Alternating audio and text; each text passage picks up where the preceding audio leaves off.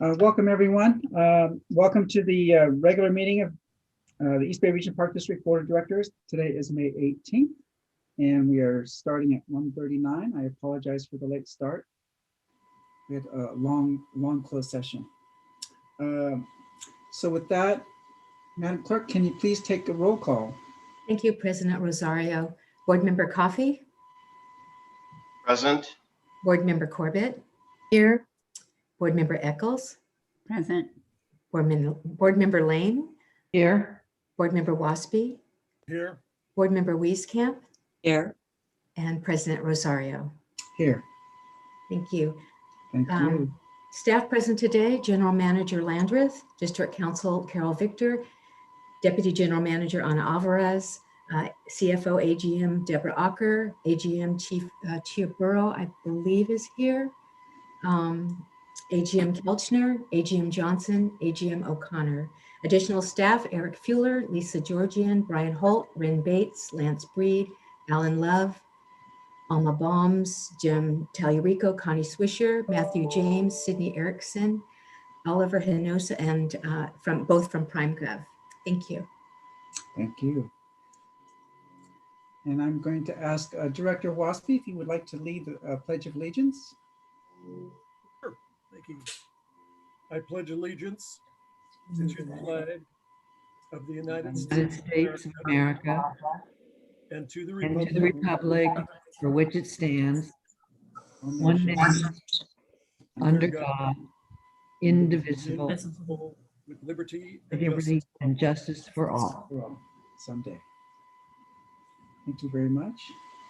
And now I would like to do a quick introduction for Ana Marie Guerrero. She is our new natural or cultural services coordinator, and she is going to lead us in our acknowledgement to Native peoples this afternoon. Welcome, Well, Ana Marie.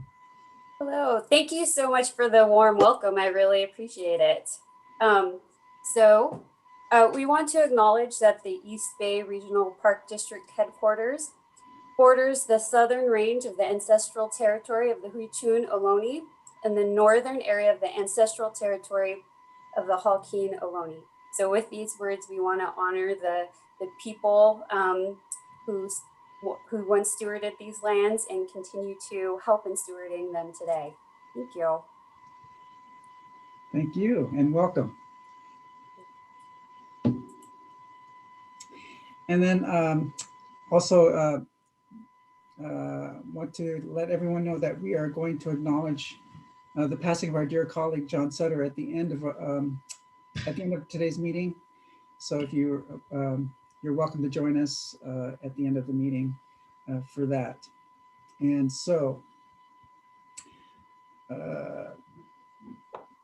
today's regular meeting is held in accordance with the Governor Newsom's executive order, allowing for board members to participate remotely.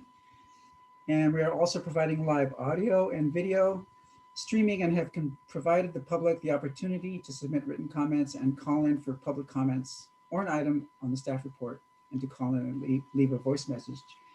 Madam Clerk, can you please let people know how they can contact you and participate? Thank you. Thank you, President Rosario. You can contact us via email at the Clerk of the Board's office, Yolanda Burial Knight, at yburial@ebparks.org. You can leave a phone message on our designated message line 510-544-2016, and we will transcribe those messages, and they'll become part of the permanent record for the board meeting, and also they will be sent to the board members. And the third way is by joining the Zoom meeting link, which is located on the agenda, which is also posted on the Park District website. Thank you. Great. Do any board members have any questions or about the procedure or the agenda? If not, a motion is in order. Move we adopt the agenda. Second. Okay, we have a motion from Director Lane and a second by Director Wieskamp. Madam Clerk, can please take a roll call vote? Thank you. Board Member Coffey? Aye. Board Member Corbett? Aye. Board Member Eccles? Aye. Board Member Lane? Aye. Board Member Waspy? Aye. Board Member Wieskamp? Aye. And President Rosario. Aye. Thank you. It's unanimous. And I believe, do we have any public comments? Yes, President Rosario, we have, we received 15 public comments by email for items that were not on the agenda. Okay. Those are items not on the agenda. District Council, Carol, should we take those comments now or later? So now would be the time to hear those comments. I believe, Madam Clerk, some people want to speak in person, or was it that they wanted you to read their emails? We currently have 2 people that would like to speak, and then the rest will be emails unless we see them come into the waiting room. And So there's 2 hands. There are a few. Shall I go ahead and call them then? Yes, please. Okay. Just a reminder that that you're allowed 3 minutes to speak. And when your name is called, please unmute your mic and your video. And when you have 20 seconds left, I will come on screen. And that means your time is just about up. After you're done, please mute your mute your microphone and turn your video off. Thank you. Our first speaker today is Kelly Abreu. Mr. Abreu, you have 3 minutes. Thank you. All right. A new state law has set 3 important criteria for the political subdivision of cities and counties. And these criteria are contiguity, geographical compactness, community of interest. These principles should be taken to heart in the redistricting of this board in 2021. This board actually represents people, not parks. The ward boundaries must prioritize communities, not ranches, not nature preserves, and not land banks. The county lines don't present a barrier to fair representation. There's one ward that, as an example, that crosses the county boundary. It combines Berkeley, San Pablo, Richmond, El Cerrito, and El Sobrante. These communities are all contiguous. They share common interests. Large mountains and uninhabited spaces do present a barrier. For example, one ward stretches all the way from West Oakland, the John Sutter Park, all the way through downtown Oakland, across the uninhabited East Bay Ridge to Moraga, Orinda, and Lafayette. This is not geographically compact. The communities of interest, very important communities of interest, such as the Tri-Valley, must be respected. The Tri-Valley includes 360,000 people in the Amador Valley, San Ramon Valley, and Livermore Valley. It includes the cities of Dublin, Livermore, Pleasanton, San Ramon, the town of Danville, as well as unincorporated Alamo, Black Hawk, and Diablo. But the ward boundaries bifurcate the Tri-Valley. It has been split asunder. One ward combines Newark and downtown Fremont with Livermore. So we need new ward boundaries that should be fair and inclusive. They should prioritize contiguity, geographical compactness, community of interest. They should no longer dilute minority representation for political convenience. Redistricting must be taken seriously this time around, not rehashed or recycled. Thank you. You? Oh, you're on mute. Our next speaker is Joel Schrock. Mr. Schrock, you have 3 minutes. I'm trying to turn on here. Hang on, I'm trying to get my. There we go. Hello, I'd like to point out the root cause of many user conflicts we're seeing in the parks. The Park District has struggled for decades to integrate the growing number of cyclists using the parks, but I believe you already know the simple measures needed to solve the problem for your own life experiences. To illustrate that, I'm here to talk about sledding. I'm sure you've all been sledding, right? When you go sledding, you walk up the hill with your sled, and you slide down the hill for the thrill of a gravity-propelled slide down the slope. Sledding involves a little bit of speed, but that's what makes it fun and appealing. Sledding can be dangerous, though, if people walk up the hill or the people are sledding down. That's why people use separate routes, one for climbing, another for sledding. It is with this basic layout that makes a sledding hill a safe and fun experience. The kids figure that out pretty quickly. However, the current policy of the park works counter to these basic safety measures. Requiring cyclists to ride downhill on multi-use trails where people will be coming up is like running a sledding hill that requires people to walk up where the sleds come down. To make it worse, wide trails encourage faster speeds. It's a system that doesn't recognize the flow of users and mandates a dangerous situation for all users. And that, ladies and gentlemen of the board, is where most of our user conflicts with cyclists originate.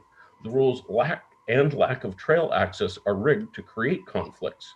This is the core of the problem, and it desperately needs to be addressed after decades of inaction.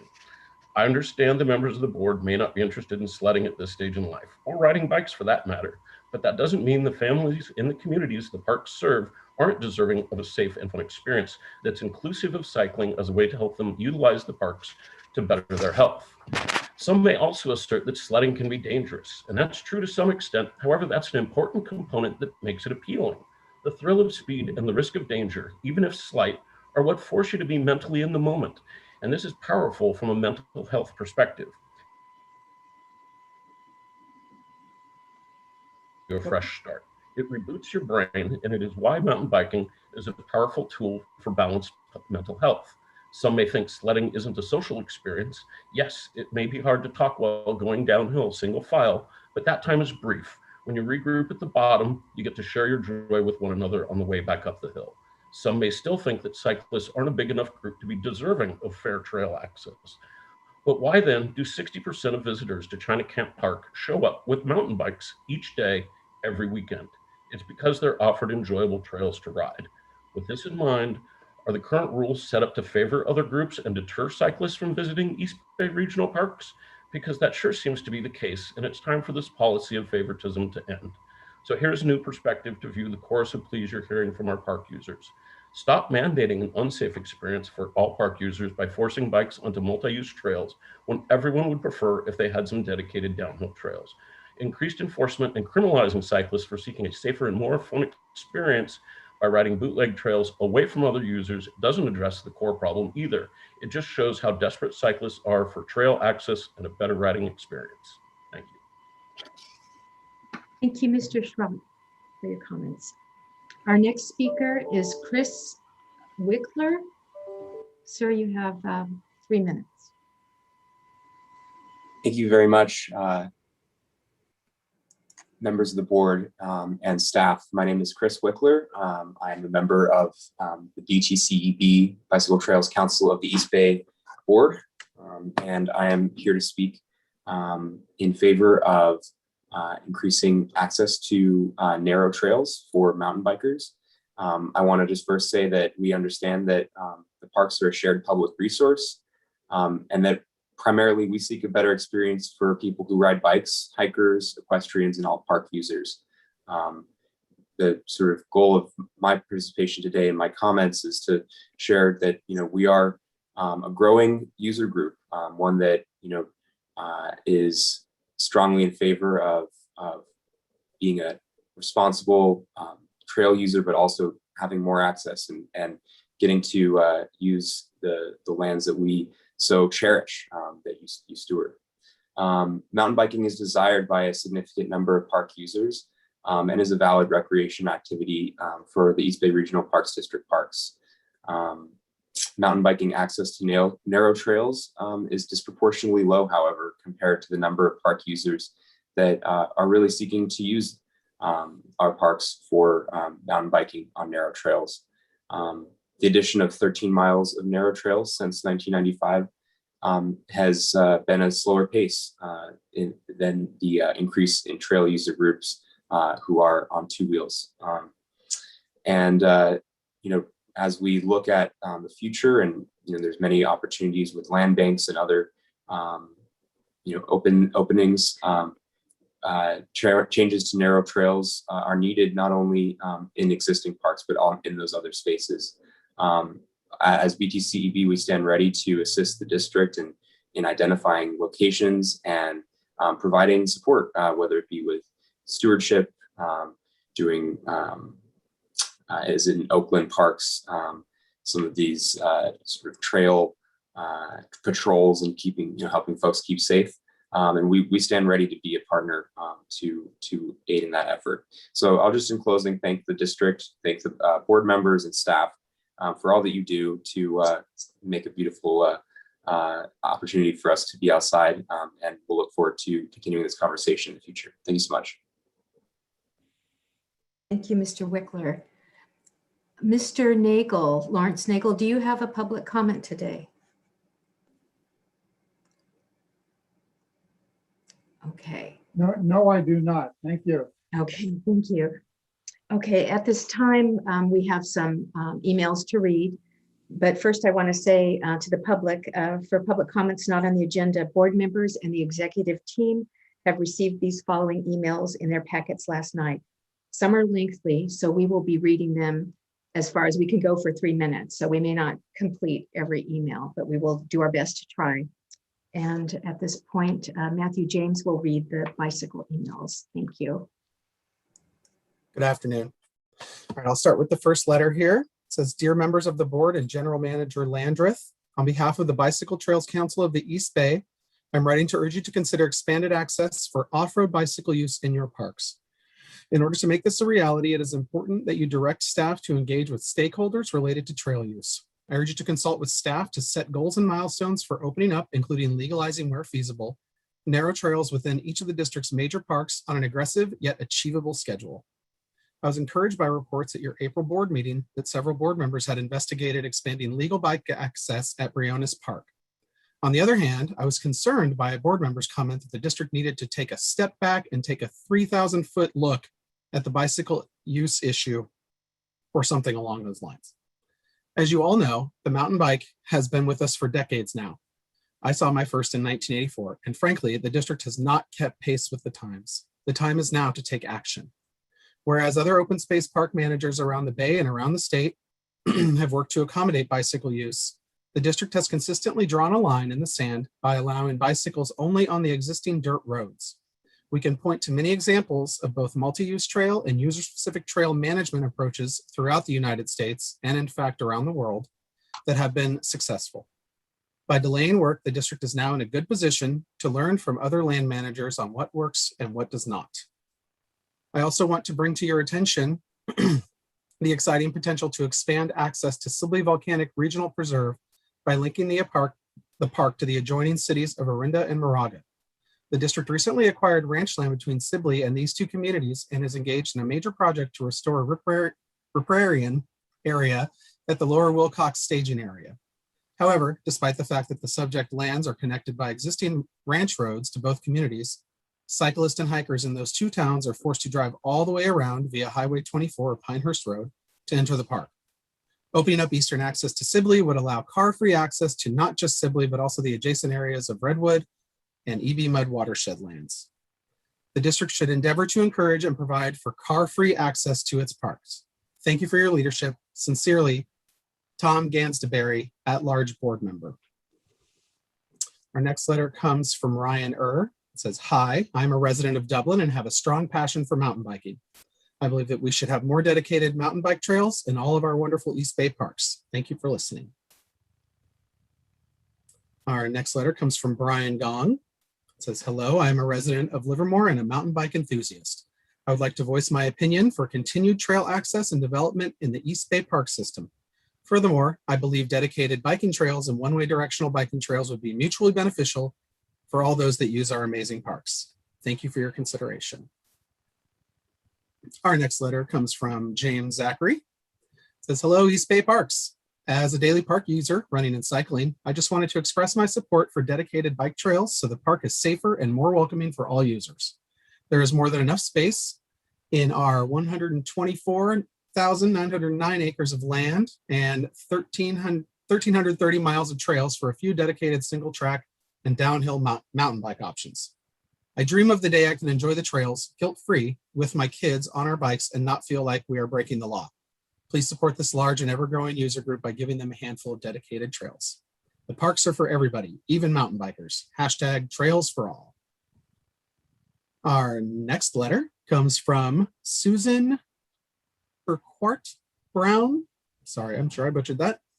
East Bay Regional Parks. I'm writing to express my interest in single track trails for bicycles. I've enjoyed hiking trails in the East Bay Regional Parks, especially Briones, and would love to see safe single track trails for bikers to enjoy as well.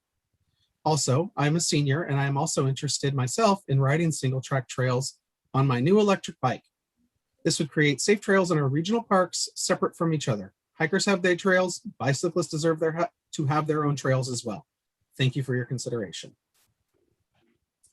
Our next letter comes from Vince Bonner. As a Lafayette resident and taxpayer, I am requesting that we add dedicated mountain bike single track to our parks. As a mountain biker, I feel very unwelcome in the East Bay Regional Parks with no bike signs on most of the single track. Every park in EBRPD should have dedicated mountain bike trails to accommodate the large number of mountain bikers in the East Bay. My son is 16 years old and loves to ride bikes, and I would like to be able to enjoy our local parks with him, encouraging his love and appreciation of the outdoors. Thank you for your consideration. I'll continue with the next letter. It's from Yvette Skinner. It says, member of the East Bay Regional Park District Board. Firstly, thank you for your diligent work to keep the East Bay parks open during the pandemic and recognizing that outdoor recreation is essential to the physical and mental health of our citizens. During these stressful times, people have found peace and solace on the park trails where they have been able to enjoy healthy, healthful exercise in a safe and socially distant environment. Since the pandemic started, park use has exploded to unprecedented levels. People are out in the parks and on the trails like never before. Furthermore, even with the reduction in COVID rates and reopening of shuttered businesses, people are here in the parks to stay. People have discovered the joy of outdoor recreation, and the high level of use in the parks will not likely drop to pre-pandemic rates. Bicycle shops, for example, still struggle to keep bikes on the shop floors as people who have not ridden a bike since childhood are now buying bikes left and right to hit the trails and discover the joy of trail riding. The high demand for trail use will not fade to pre-pandemic levels. The time is now to build more trails and open up the land bank properties for public use to allow the people to spread out and enjoy some space and even find the solitude they crave. The meager amount of new trails built in the last 30 years has not kept pace with the growing population of the East Bay, even before this recent explosion of new park users. Although park user surveys seem to indicate that trails are extremely important and the district itself claims to recognize the values of the trails, new trails are not being built to meet the rising demand.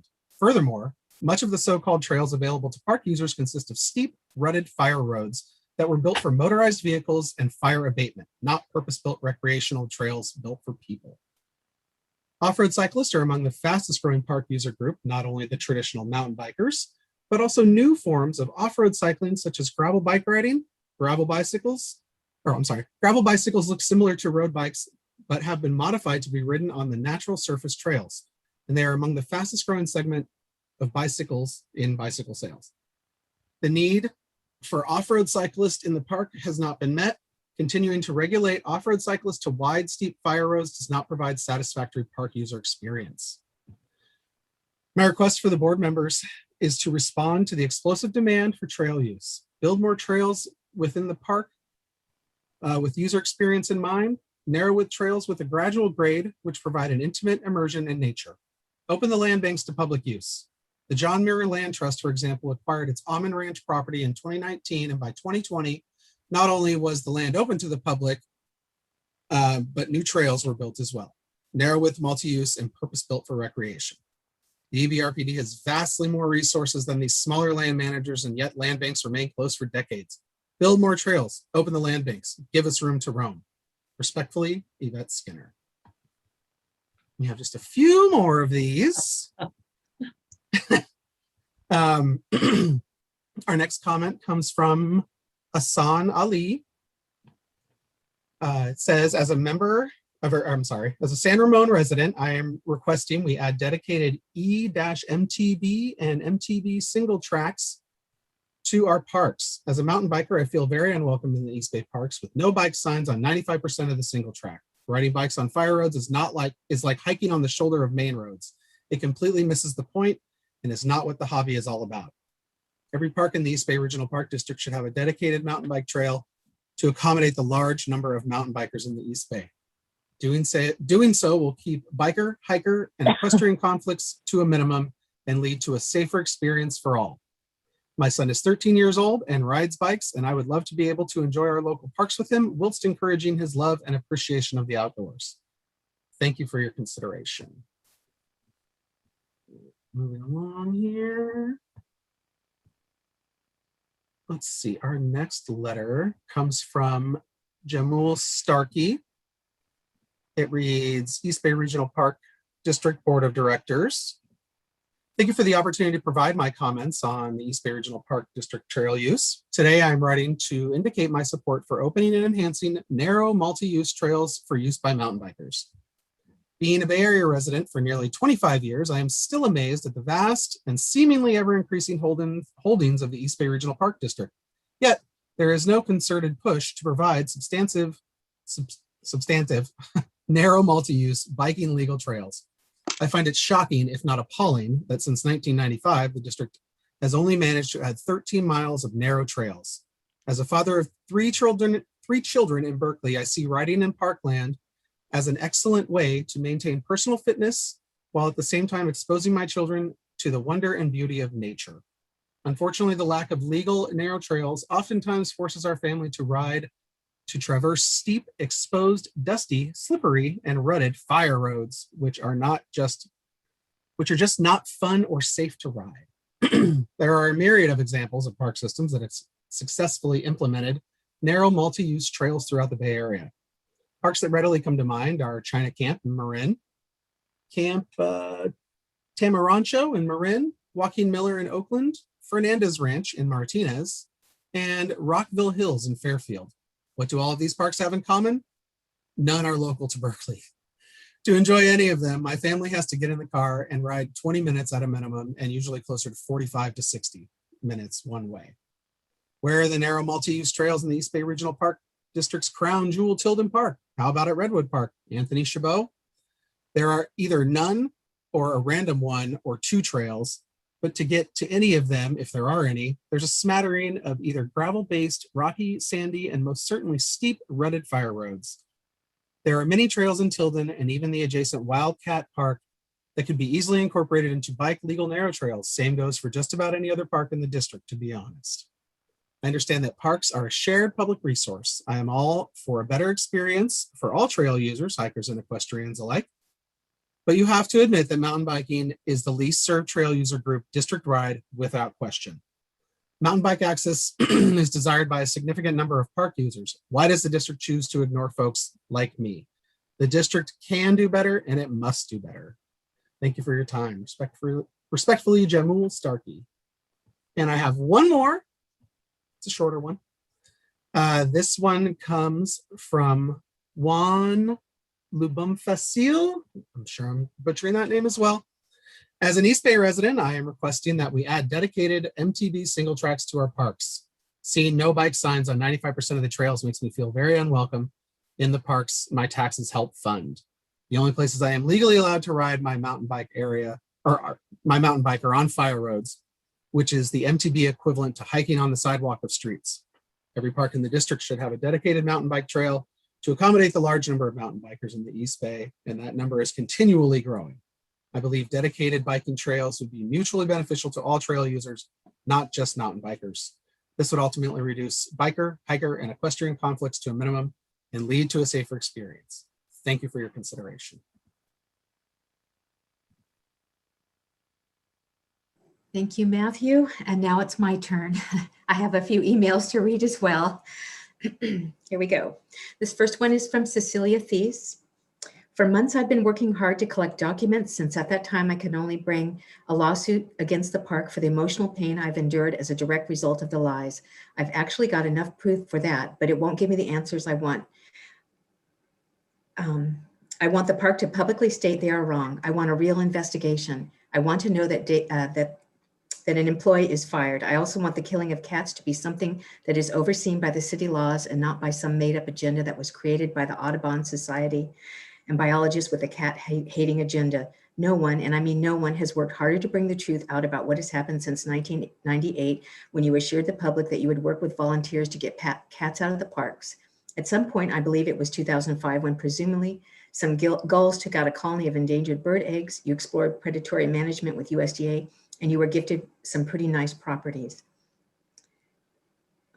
I have reviewed your mitigation agreements, the lawsuits, the successful attempt the port made to take away land, and then your attempt to turn an area that was industrial Oakland into a bird sanctuary without any mitigation to the real victims in your agreements. The possum, skunk, squirrel, rat, seagull, cat, and other animals who've been plentiful in the area where you created a bird sanctuary. I mean, seriously, you have a bird sanctuary next to an auto dealership with bright lights, censored alarms, drones flying over every night, teenagers cutting holes in the fence and partying on the fragile land.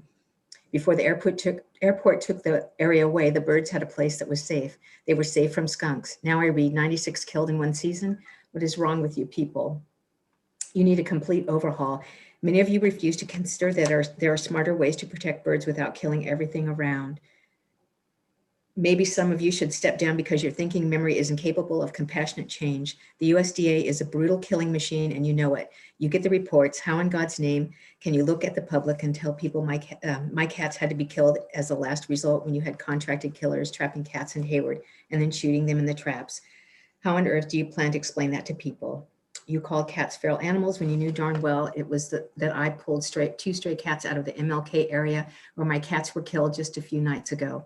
I'm tired, I can't sleep because I have visions of the biologist shooting my cats. I found a shell casing right smack at the feeding area of where my cats ate. The casing is unique and I suspect the employee used this kind of casing.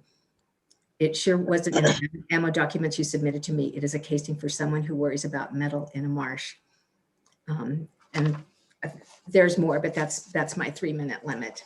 So thank you. And the next, okay, there we go. The next series of emails regard the Conquer Hills naming. The first one is from Marsha Leslie, a little country town. Here's a story about a little country town on the edge of where the hills come rolling down. Port Chicago was the name till the Navy played its game. What a pretty little town it must have been. The Navy said that people couldn't stay, that their little town was too close to the bay, but they had to leave their town and the Navy tore it down. What a pretty little town it must have been.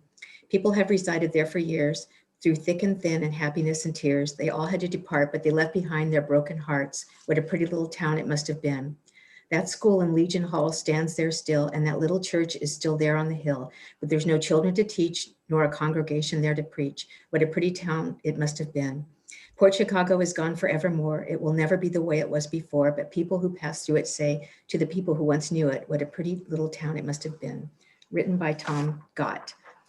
The next email is, I understand the new Port Chicago is being named for a person named Marshall and dealing with the 50 Black people. I take offense to this due to the following. My uncle, Elmer Beryl Freud, who was from the Port Chicago and hundreds of others died when the explosion took place. I suggest it be named to encompass all involved, such as Port Chicago Heroes Park. I lived in Port Chicago all my life. My father and his 2 brothers all served U.S. Navy out of Port Chicago. My mother was born when it was Bay Point before it being changed to Port Chicago. All of us had no choice but to leave our beloved town when Navy bought everyone out. We think it is a disservice to the many lives lost in that explosion. I still carry the scars from glass shattering. Even to this day, thunderstorms bother me, and I finally figured out why. We don't even know who Marshall is, and he sure was not from Port Chicago. Please rethink this and name it so all are considered, as far more died than the 50. Thank you, Carol Cossey. The next one is, it has come to my attention that you were in the process of naming a park that was returned to you from the U.S. Navy located in Port Chicago. I was born and raised in that amazing town until it was purchased by the Navy. I understand you're wanting to name the park after a very respectable and notable man. However, our town was so very much more than one explosion and endured so much more than one historic moment in time. Every single person who lived in that town was a true hero and has a story to tell, from myself, who at 4 was almost kidnapped, but rescued by my grandfather who took a blow to his head and later passed away, to the many volunteer firefighters who saved more than houses on many occasions, to the town doctor who would come to your house when you were sick. And this and a million more reasons beyond what the men on the ship went through, although devastating and wrong, is why I would like you to consider naming the park Port Chicago Heroes Park. So many members of our town have passed with time, but without a doubt in my heart, I know that all of them would have jumped at the chance to go home again. I was 7 when they had to go, but there has never been another place in my heart that has truly felt as good as home always did. That is why I'd like to request again that you consider naming our town park Port Chicago Heroes Park to commemorate all of our heroes and not just a few. Thank you for your consideration, Aaron Leslie Lance. And dear sir, I am a former resident of Port Chicago. I am writing to you today to ask that you postpone the naming of the new park until more input can be given. There was so much to the story of Port Chicago, as I'm sure you know, the tragedy of the explosion, the loss of life, the damage to the town. Also, the Port Chicago 50 and Thurgood Marshall's efforts on behalf of the soldiers. The tragedy, however, continued 20 years later with the Navy's successful efforts to close the town through eminent domain. My family was one of the last to move out. My family's home, built by my grandfather, was demolished and buried in a large pit in the ground.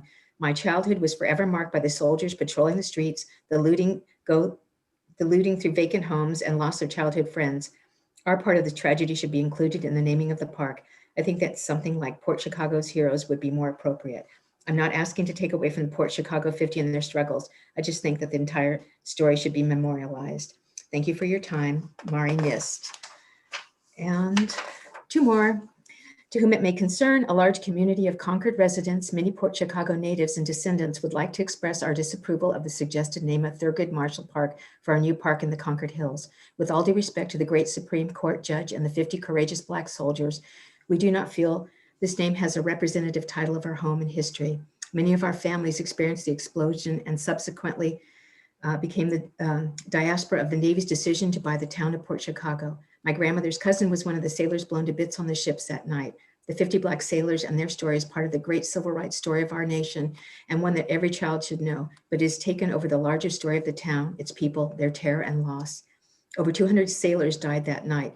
Mr. Marshall didn't live there. What he did was good and just and important, but his roots and blood are not in the hills of that park. We would like to have a broader term that we would honor all. Port Chicago Heroes Park was one suggestion that would open it up to tell all the stories. We would like the opportunity to formally address this subject. And this is from Edward Endicott. And last email, I understand the new park in Port Chicago is being named for a person named Marshall and dealing with the 50 Black people. I am taking offense to this due to the following. Our uncle was from Port Chicago and hundreds of others died when explosion took place. Where are they honored? I know our father and Uncle Ivor never received any kind of acknowledgement from their eldest brother's death. I suggest it be named to encompass all involved, such as Port Chicago Heroes Park. I lived in Port Chicago all my life. Our father and his two brothers all served in the U.S. Navy out of Port Chicago. Our mother's side served in Army. Our mother was born there when it was Bay Point before being changed to PC. My sister is a survivor of that blast. She's been afraid of blasts, 4th of July or the sound of thunder, of the backfire of a car, as our mother was deathly afraid too. Our father lost his eldest brother. He reinforced under the stairs for our mother, basically a bomb shelter. She'd hear a blast, grab us and hide inside the staircase. We had no choice. We're forced to leave our beloved town when Navy bought everything out. We think it is a disservice to the many lives lost in that explosion. My sister still carries the scars from blasts and glass shattering. Our mother's brother was home on leave when the blast happened. He threw our mother with our sister into the floor, covering both. He took glass in his back, protecting them. Our mother was shell-shocked to the day she passed. We don't even know who Marshall is, and he surely wasn't from Port Chicago. I don't care the color of the skin, it's the principle. Please reconsider this. Name it so we are all considered as far more died than 50. It's not a time to bring race up. We cannot control what these men went through. By the way, has our Uncle Freud ever been honored? That's something to think about. And this is from Carlene Johnston. And that ends the public comment. Thank you. Thank you. And thank you to all the people that spoke and the people that wrote in comments. And now that leads us to item C, our special update. General Manager Sabrina Landis. Great, thank you, President Rosario, members of the board. I'm actually going to go ahead and turn it over to AGM O'Connor to give you the latest updates on our reopening with our parks and some of our services. So, Jim. Good afternoon, President Rosario, members of the board. Jim O'Connor, your AGM of Operations. Just a very quick update. As you know, we're restarting our volunteer programs district-wide, and that's great news. That's part of our Orange Tier operations plan. Last Friday, we started taking reservations for swimming, which will start on Memorial Day weekend. And yesterday we started taking reservations for group picnic areas, which is also is going to start on June 1st, along with group camping. So, and we're also restarting our public programs, recreation and interpretive programs, and those are getting restarted by reservations. So things are moving forward, and we're reoperating our parks, our facilities, and our programs. And that's my update. Great, thank you very much. Exciting that we're moving towards reopening. I'm sure everyone is excited. I know there's some board members that are excited. Let's see, that concludes the update. Madam Clerk, do we have any emails or public comments from or for items in the open session? Yes, we do. We've received 3 public comments on open session, and the first one is D1B, and that's approval of recommendation for Ardenwood agricultural land lease request for proposal response and new agreement with the Alameda County Deputy Sheriff's activity lead at Ardenwood Historic Farm. And that's a letter from Alameda County Board Supervisor Richard Valle. The second one is from Christopher Newey, and he will have a comment on item F, authorization to extend a contract with Apple One for temporary professional staffing services from the Legal Risk Division. And the third email was from Bill Martin, and he has 2 comments, one on item D, authorization to execute a contract with Lair to purchase police vehicle setups, Public Safety Division, and also on I, authorization to purchase 3 Greenworks U800 all-electric utility vehicles from Turf and Industrial Equipment for vehicle replacement and as additions to the fleet, and also on J, authorization to purchase 8 Ford pickup trucks from Downtown Ford Sales for vehicle replacements as an addition to the fleet, and also on K, authorization to purchase 3 Toro Dingo TX 1000s from Cowline Equipment Incorporated as additions to the fleet. And there's also, there also were 7 questions from the board members, and I believe G, M, and O were answered for you, Director Rosario. I don't know about the additional ones. They were E, L, M, and N, and also Director Lane had a question on item O as well. I don't know if it was answered or not. Yeah, let's just, there was a lot of unanswered questions. Let's just go with, let's just go down the row. Were there any questions regarding item A or item B? That's the approval of recommendation for Ardenwood agricultural land lease request for proposal response and new agreement with the Alameda County Deputy Sheriff's Activity League Ardenwood Historic Farm. Any questions there? We had the letter from Richard Valle. And I just want to say, I think it's a great opportunity to have deep farms at Ardenwood. I think it melts well with the plans of the county to basically feed the county. So very happy to see this on the consent calendar. Anyone else? Director Corbett. Operations Committee was very happy to take a look at that the other day, and I just want to say I agree. Great opportunity for a partnership, a wonderful partnership into the future at Ardenwood. Great. The next item C. Is there any questions? I'm sorry, there? President Rosario, did you want me to read that letter or? Sure, yeah, go ahead, read the letter from Richard, from the supervisor. I think staff wanted to hear it. Thank you for reminding me. Another letter. Dear President Rosario and members of the board, I am writing to first express my thanks to the members of the East Bay Regional Park District staff, as well as the member of the board's operations committee for the recommendation to your board to award a lease agreement to Dig Deep Farms to operate Ardenwood Farms. I would like to give a special thanks to member Ann Wieskamp, whose district, like District 2, is home to the historic Ardenwood Farms.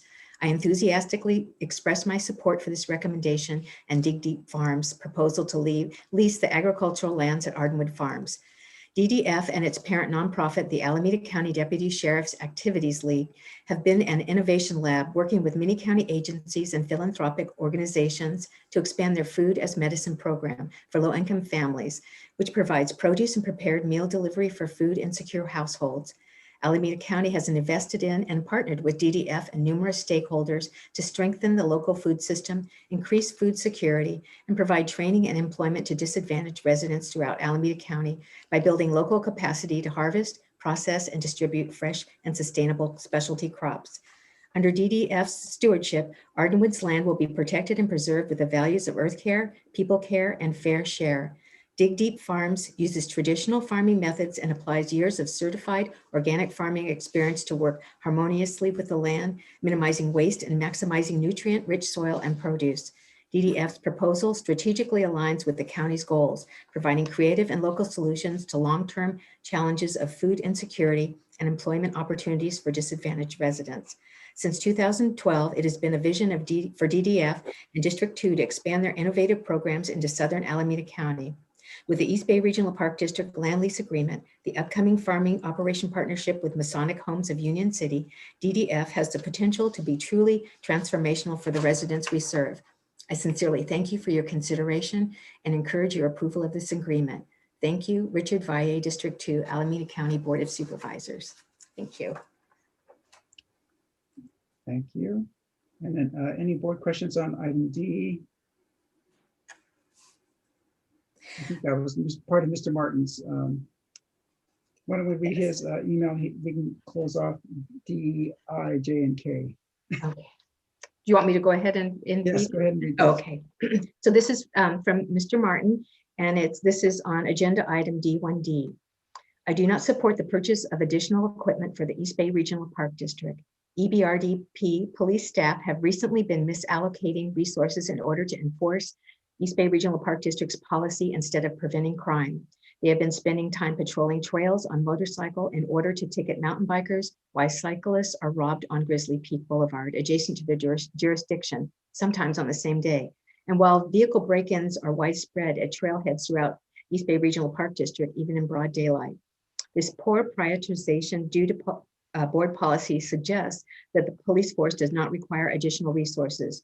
Instead, the East Bay Regional Park District Police should be allowed by the board to focus existing resources on preventing real crimes instead of being required to waste taxpayer resources enforcing frivolous policies related to restricting mountain biking. His next comment is on items D1I, D1J, and D1K. I do not support the purchase of additional trail maintenance equipment for East Bay Regional Park District. The board needs to enter the 21st century and build mountain bike specific trails near population centers and open most narrow trails to mountain bikes in all of East Bay Regional Parks. While I appreciate the maintenance work done by the staff, I do not support allocating additional resources due to continued top-down mismanagement stemming entirely from outdated East Bay Regional Park District board policies restricting mountain biking. Thank you. Thank you. Any board comments on item E? Authorization to award construction contract with IBS USA. Seeing none. Item F, I believe we have a public comment. Authorization to extend a contract with Apple One for temporary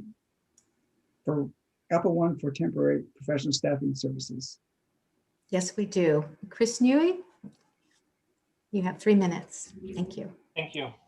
President Rosario, Board of Directors, I'm Chris Newey, President of AFSCME Local 2428.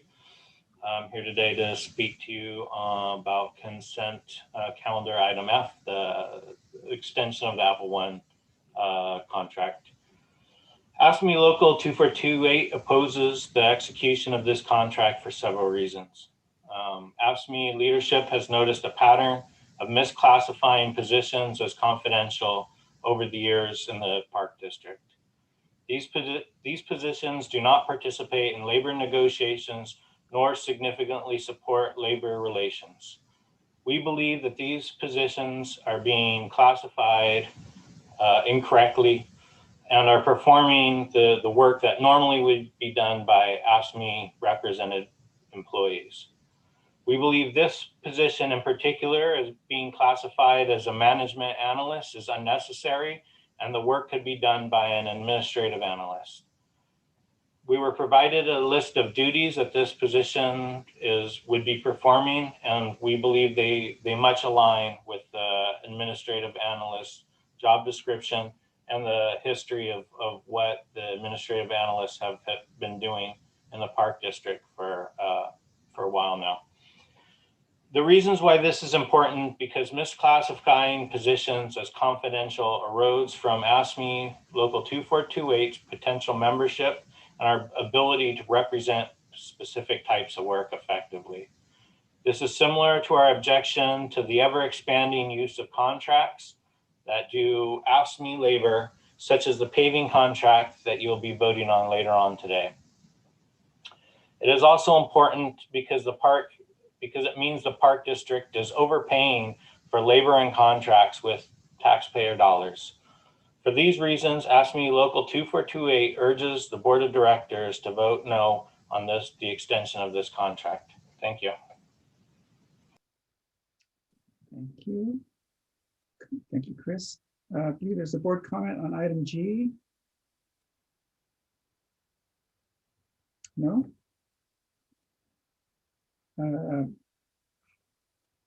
don't think there was item H. Did you have a question on item G, President Rosario? I think my question was answered, I believe. Was it answered? Okay, thank you. Double check.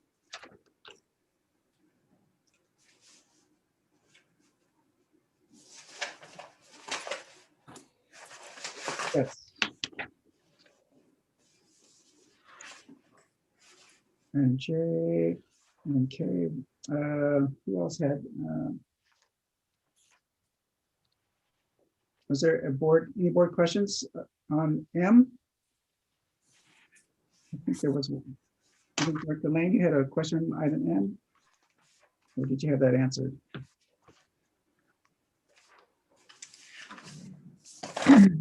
I had a question on O. Okay, sorry. Any other questions on either R or N? N as in Nora.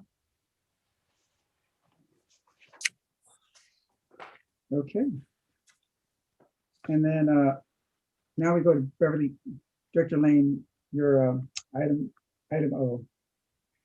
All right, yes. On O, what we are doing is addressing our WW local grant program projects with a couple continuations and some finishing. And my request is that we do sit down and talk about an ending for this program. You know,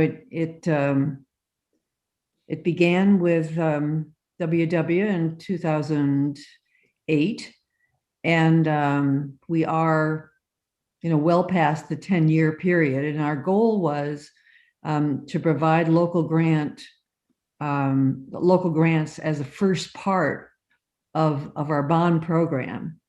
And it's been going on way longer than the first part. So I would just like to ask staff to have a discussion about ending this program and notifying the cities who have not completed spending their allocation that they have a deadline that we would seriously put together. Because I mean, I'm still looking at not local grants, but AA, and we are still spending those funds from 1988.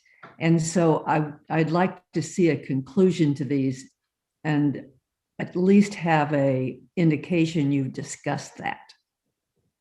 Thank you, Director Lane, Walker, AGM of Finance and Management Services. And yes, the goal was to complete the program in about 10 years. And we only have about 11% of the funds remaining. And we are happy to add this to a future Finance Committee agenda if we want to talk further about it. But staff is recommending the action in the resolution would be to extend the program for 3 additional years. And maybe that is the last extension we do based on our further conversations. Okay, thank you. It's been a great program, and I think our application worked out well, and it made a great difference in local jurisdictions, particularly in those first 5 to 8 years when there were definite problems with the economy. So Yes, and our grants manager, Katie Hornbeck, can offer up that all the agencies don't want to lose a single dime. They really are working hard to spend all that money we've provided through this program. It's been very helpful to all the different cities and special districts. Director Wieskamp. I think in the case of Sunol, they did not even know about the program because that is county granted. And they were the only entity in the whole area that could take it. And once they found out about it, they did the first project. And then later on, they started on their second one. So it's been extremely advantageous to that tiny little village. And I'm sure they'll do their best to get it done in the next 3 years. Yeah, I think the 3-year extension had some specific projects to be completed in mind, I believe. Yeah. Yeah, thanks. Great. So with that, is there we're ready to do I see any consent items needing to be pulled for a separate vote? Director Waspy. Pardon me, Dee. I just wanted to, I don't know if you'd mentioned if there were some questions on item C, and I would like to ask a question or make a comment, if I may, on item C. Yes, please. Well, so item C concerns the approval of the recommendation for the Contra Loma food concession to get into a new agreement with Boondoggies Incorporated. And I fully support this. It sounds like a great organization, but I'm wondering, as we go, as the history of this hiring this group, it sounds like they're a wonderful group that's worked their way up through the community out there. They refer to their enthusiasm for concession and service to the community. They talk about their adaptive business approaches and their ability to make menu items that align with customer needs and things like that. I'm wondering, is there a criteria when you're judging concessionaires? And I apologize for not asking this to staff. Tiffany, I should have asked you before, but I didn't have a chance. But do we ever consider things like whether a company has an environmentally preferred purchasing policy, or if they are in fact a certified green business, in this case, Contra Costa County, whether they use compostable materials or have a waste reduction program? Is that part of the criteria?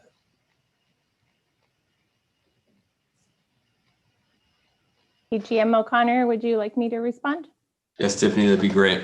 Hey, good afternoon, Business Services Manager Tiffany Margalisi. And yes, Director Waspy, environmental considerations are taken into account as an advantageous quality during the proposal and interview process.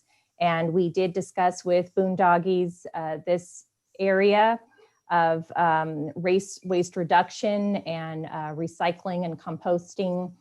They're very interested in this area.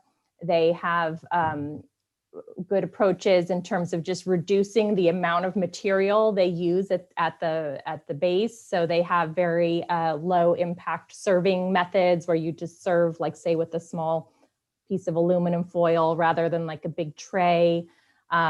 They also have experience working in other public concessions at the city of Brentwood, where they have these types of restrictions. And they're very interested in collaborating on utilizing 3-stream waste at the site. And we've been in contact with the team here at East Bay Parks to see if we can make that happen. So it absolutely is part of our thinking. And we feel that Boondoggies had a good approach to this. So thank you. Great, thank you, appreciate it. Director Corbett. And Director Waspy, I just wanted to add, we asked about that during the committee hearing as well. about waste reduction, and they were very responsive and had some really great ideas. Great.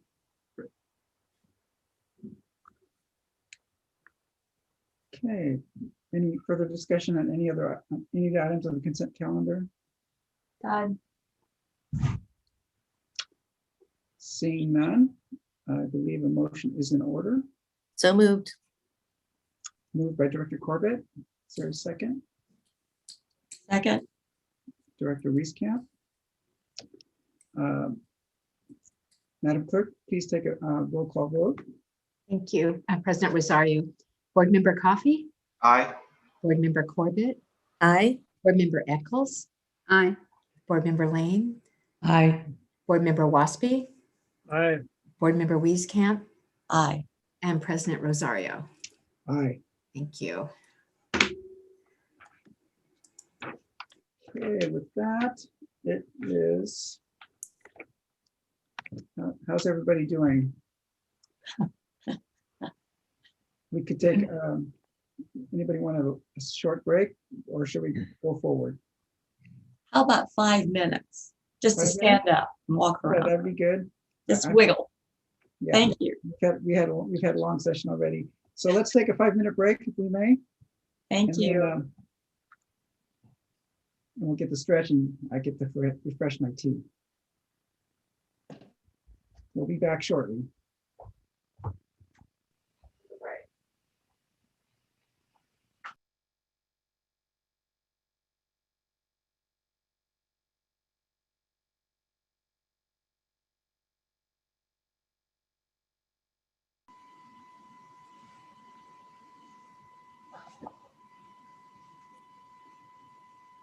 Okay, you are live again. Great, thank you. Welcome back, everyone. We are now at item 2, Acquisition, Stewardship, and Development Division. 2A, informational update on programming to improve Peralta Oaks North, Park District Headquarters. Welcome, Christina. Thank you, Director Rosario, and good afternoon, members of the board. This is an informational item to provide the board and the public with an update on the district's plans to renovate the building located at 2955 Peralta Oaks Court, which is directly across from the Park District's existing headquarters, administrative headquarters building. We often call this building Peralta Oaks North to distinguish it from Peralta Oaks South, where I'm sitting today. We purchased the building in 2019 for the purpose of replacing the existing public safety headquarters building. As the district is very familiar with, and the board knows well, that building has really outlived its useful life as an essential services building. It's an old Cold War era, 1950s former Nike military base, and presents several challenges for the public safety staff to be able to carry out their work. And of course, the fire, police, the lifeguard, the communications provide services across the 2 counties that we serve. So very important to the Park District being able to deliver our work and serve the community, and particularly with the increased popularity of our parks and increased wildfire risks, the continued importance of lifeguards, emergency dispatch, and all of our public safety staff being able to deliver their work is more important than ever. The selection of the building across the street followed a 10-year search where the district looked at over 400 properties before settling on this building. The building was selected for many reasons, which we've presented to the board in the past. Primarily, the building will provide a campus for the Park District to deliver our work efficiently and all the departments to collaborate together, one central location for the public to come when they need to interact with the Park District and Park District staff or to attend a board meeting. So the building is larger than we were originally looking for just for the public safety. But by the time we were ready to purchase it, we realized we really needed extra administrative space as well, and public serving, public facing space that we've really outgrown our existing headquarters building. The building that we're in now, that I'm sitting in, Peralta Oaks South, was purchased in 1989, and at that time housed 80 employees. Today, and at that time, the Park District had 65,000 acres of parklands. Today, of course, the district has grown to over 125,000 acres of parklands, And the building here at Peralta Oaks South currently houses about 205 employees. So we are out of capacity and very excited to be able to have the opportunity to renovate the building next door, to provide the essential services building facilities that we need for our public safety, and also provide some additional administrative space to accommodate the growing district. So over the past year, we have looked at the needs for public safety. We've done an assessment.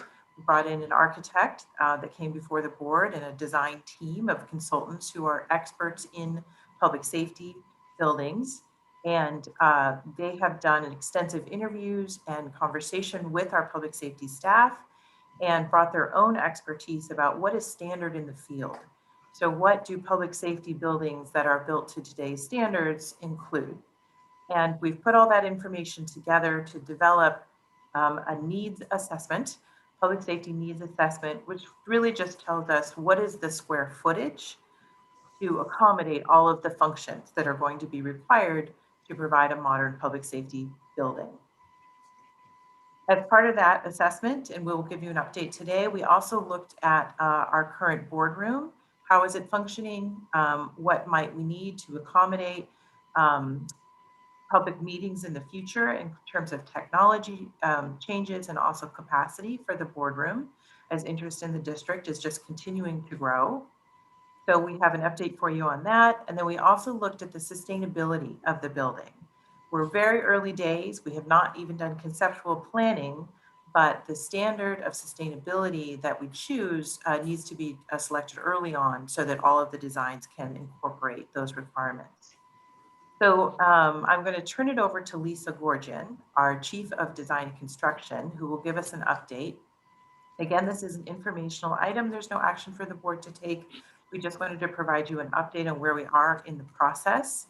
And just really appreciate Lisa Gorgian, Ren Bates, Toby Perry, the project manager, as well as public safety staff under the leadership of Chief Chaburo and Captain Alan Love has been just tremendously helpful. And we have had a robust process we have a project team that has over 20 people from every department who's been providing input to date and will continue to do so.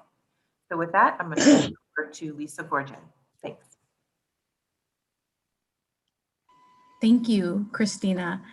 Good afternoon, President Rosario, directors, Lisa Gorgian, Chief of Design and Construction. I'm going to share my screen. Let's see. How does that look? Nothing yet. Nothing yet? All right. It's not nothing, it's Lisa. It's invisible. Okay, let's try this again.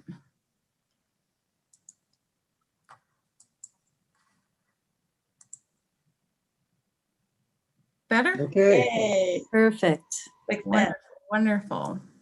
All right. Well, I'm glad Christina gave a very comprehensive update. So as she mentioned, I do have the honor and I'm really excited to be here this afternoon to give this update. And really, I'm just speaking on behalf of the team who have been methodically and thoughtfully moving this project along this past year.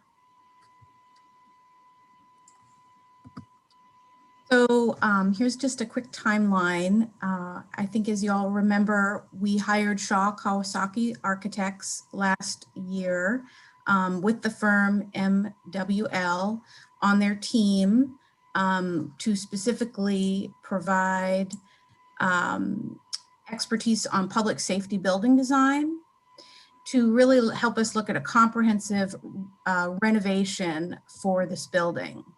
So the first task, as Christina mentioned, was to look at a needs assessment, which really to determine a program for the public safety, which really is spreadsheets. So it's just a lot of looking at, what are the elements and how much space do they take up, just sort of a rough order of magnitude. So, no design. Once we did that and we figured out how much space the public safety portion would take, we looked at then what were our options for sustainability and sort of how did we want to approach the sustainability, kind of how we're going to renovate with sustainability in mind. And then the third portion of the evaluation for a program was looking at the boardroom. So I'm going to go walk through all of those, but that's where we are now. We've made it to, it's still spring, so we'll just kind of took us a long time to get here, but I think as we all know, sometimes it's better to go slower at first so you can go faster later.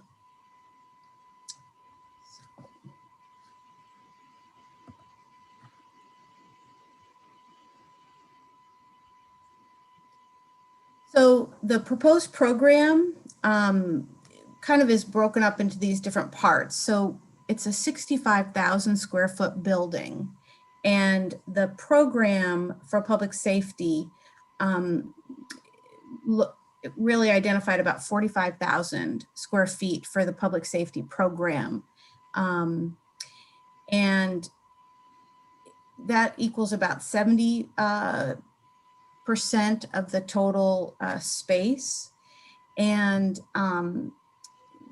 that actually includes the first two, the 45,000 and the 8,000. Those are the two parts of the building that we first looked at for the program. Then we looked at, we had space remaining, and so we looked at, would that be enough space for boardroom? And it was architects sort of as part of the evaluation process identified that that would be a good space for boardroom, enough space that could accommodate not only a boardroom, but also closed session room, a shared space for board members, kitchen room, restrooms, all that goes in to support that. And then after that, there was space, about 7,000 square feet that could be used for administrative. And so as Christina alluded to, that would be for space to potentially move over some of the administrative staff that are in the existing building over to the new building and look at leveraging adjacencies of working together synergy wise. So no decisions have been made, but it's nice to know that we have that space available. And so that's something we'll continue to be looking at as we move into this next phase. So here's an example of what one of our, kind of an example of the spreadsheets. As I mentioned, about 70% of the building is programmed for the public safety needs. That's kind of, as Chief Cherubaro mentions and Captain Love mentioned, it's really 4 components. So it's police, fire, lifeguard services, and communication. So that all those groups would come over to this building. The space needs really began through a process of utilizing the experience of our consultants who have national experience in designing public space needs, safety needs. And then they formulated a questionnaire that was given to the staff, our public safety staff, to understand the district's unique needs for public safety. And then with that information, they were able to follow up with interviews based on the responses to then further incorporate that information into the proposed program.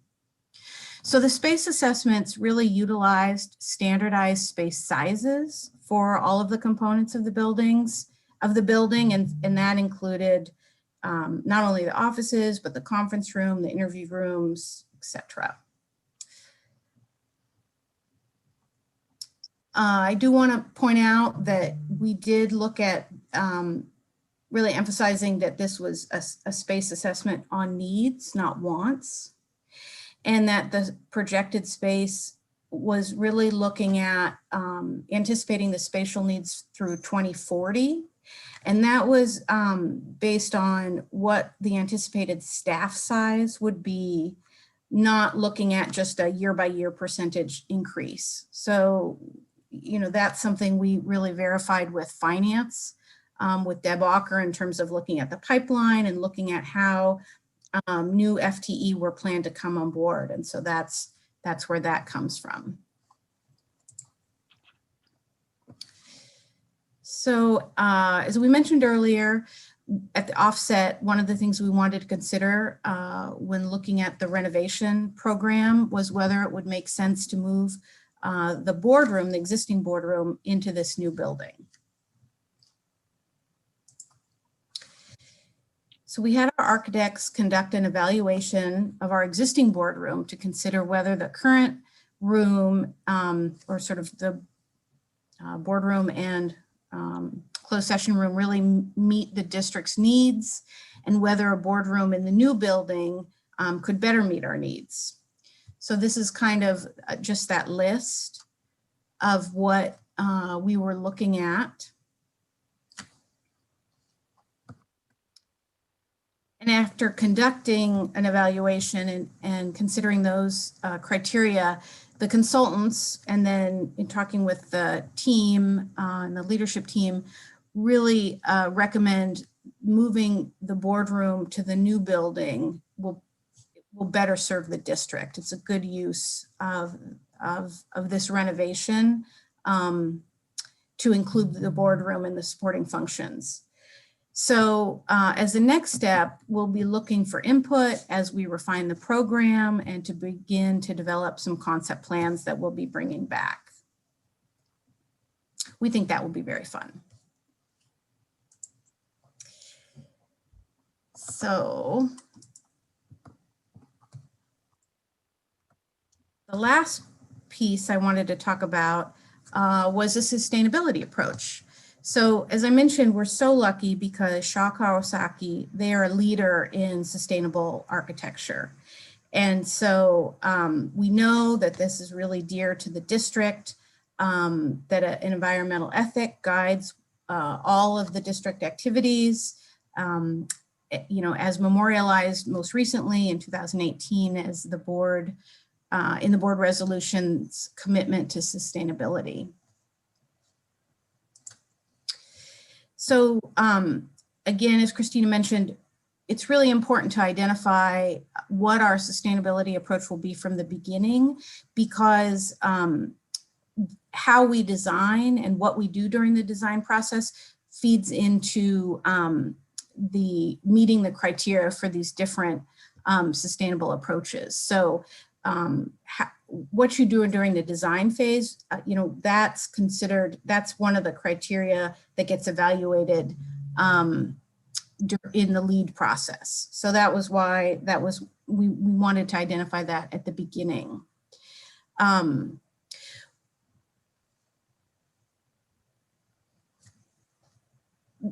After looking at a lot of the options for the different types of ways we could be thinking about sustainability, our architects have recommended that we design our building to be LEED Gold and Zero Net Ready. LEED Gold is the most widely used green building rating system. It provides a framework for a healthy, highly efficient, and cost savings green building.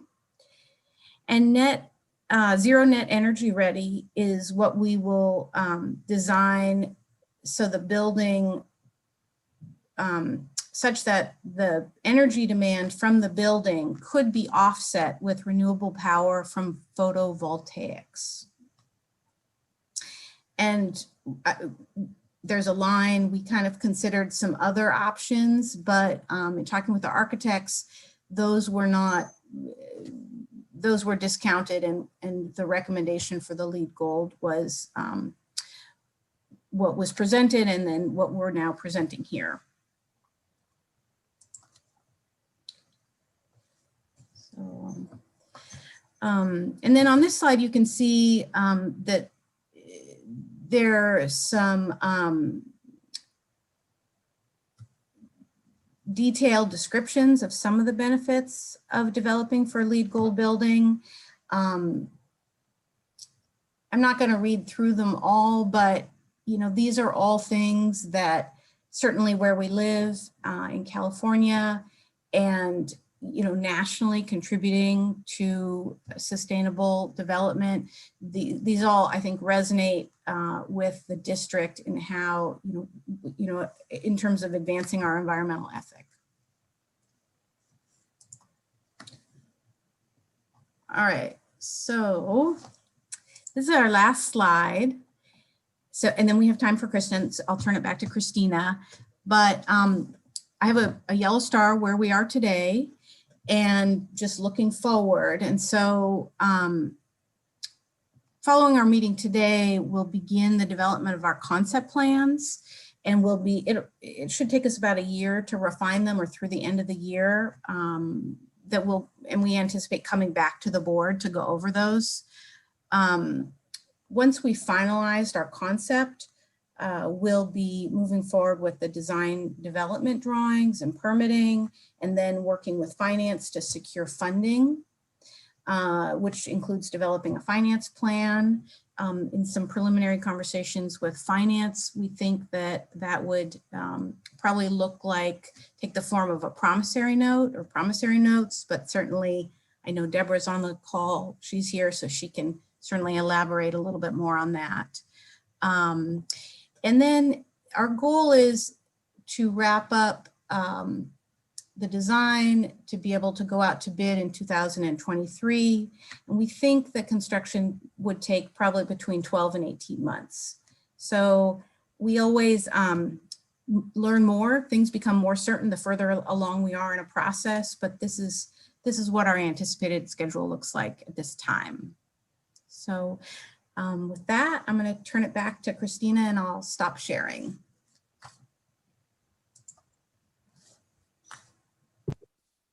Thank you, Lisa. We're happy to just answer any questions.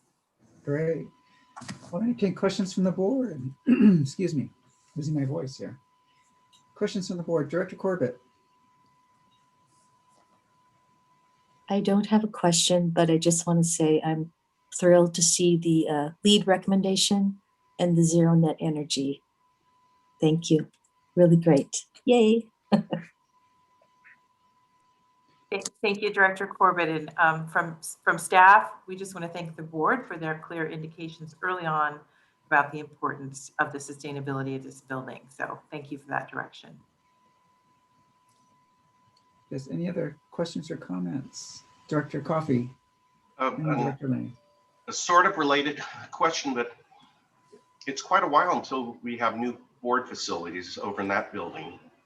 So I'm wondering what planning is being done for the existing board facilities, boardroom facilities, in light of what is, in all probability, a new, the new ways that we do board meetings in the post-COVID world and in the widely accepted Zoom world that we're in. So I'm just wondering what kind of planning is taking place for that. Thank you, Director Coffey, for your question. Deborah Auker, Assistant General Manager of Finance and Management Services. And we do have our facilities manager and our Chief Information Officer looking into a couple of different solutions. We know that we will continue with a hybrid model when we do decide to come back to having in-person board meetings. And so we will we'll come up with a couple of proposals in order to meet that gap before we're able to have a new boardroom. Okay, so it's being worked on. Thank you. Director Lane.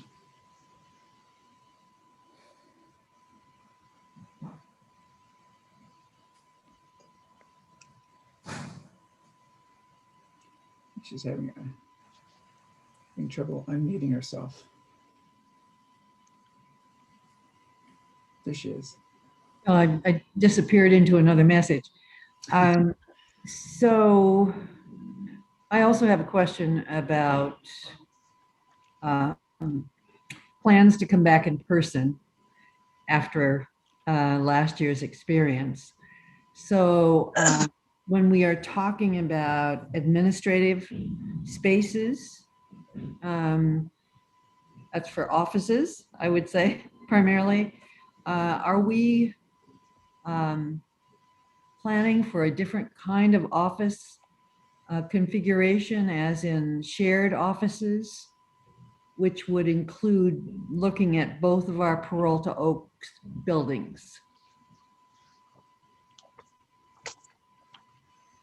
Director Lane, I'll take a first stab at that, and then other people might want to weigh in. But the short answer is yes. We are looking at how to have both of our buildings be safe for COVID and any future health issues, and so how to configure them so that people are not working more than 6 feet next to each other, and there's some barriers and separation. And also, recognizing that there may be some hybrid approach longer term that will have more flexible spaces available for that. The consultants are tasked with that. How do we build our design so that it will be COVID compliant and flexible? We're not very far into that process yet. That's kind of going to be the next phase for starting conceptual designs, but we are looking at that.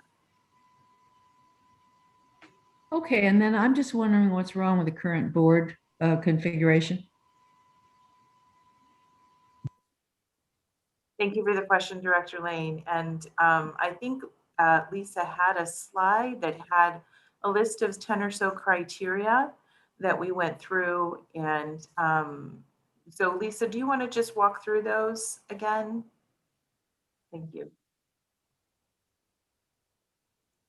Yeah, yes. I'm going to share my screen again. Hopefully it'll work. How's that? Yeah. So yeah, there's a couple things, and I know certainly we have Toby's on the call as well as Captain Love, who also actually public safety weighed in on the boardroom as well, because their role in board meetings is certainly pretty critical. The current configuration, because of the I never might get this right, but basically there's the obstructions and the shape of the room makes it inefficient in the amount of people that we can actually have in the room. So just the straight up how it's laid out, we're not able to utilize all of this space because part of the room you can't see the dais. It's also in terms of entering and exiting the room for the public. You have to bring the public into space that's where the staff are. So there's this mingling of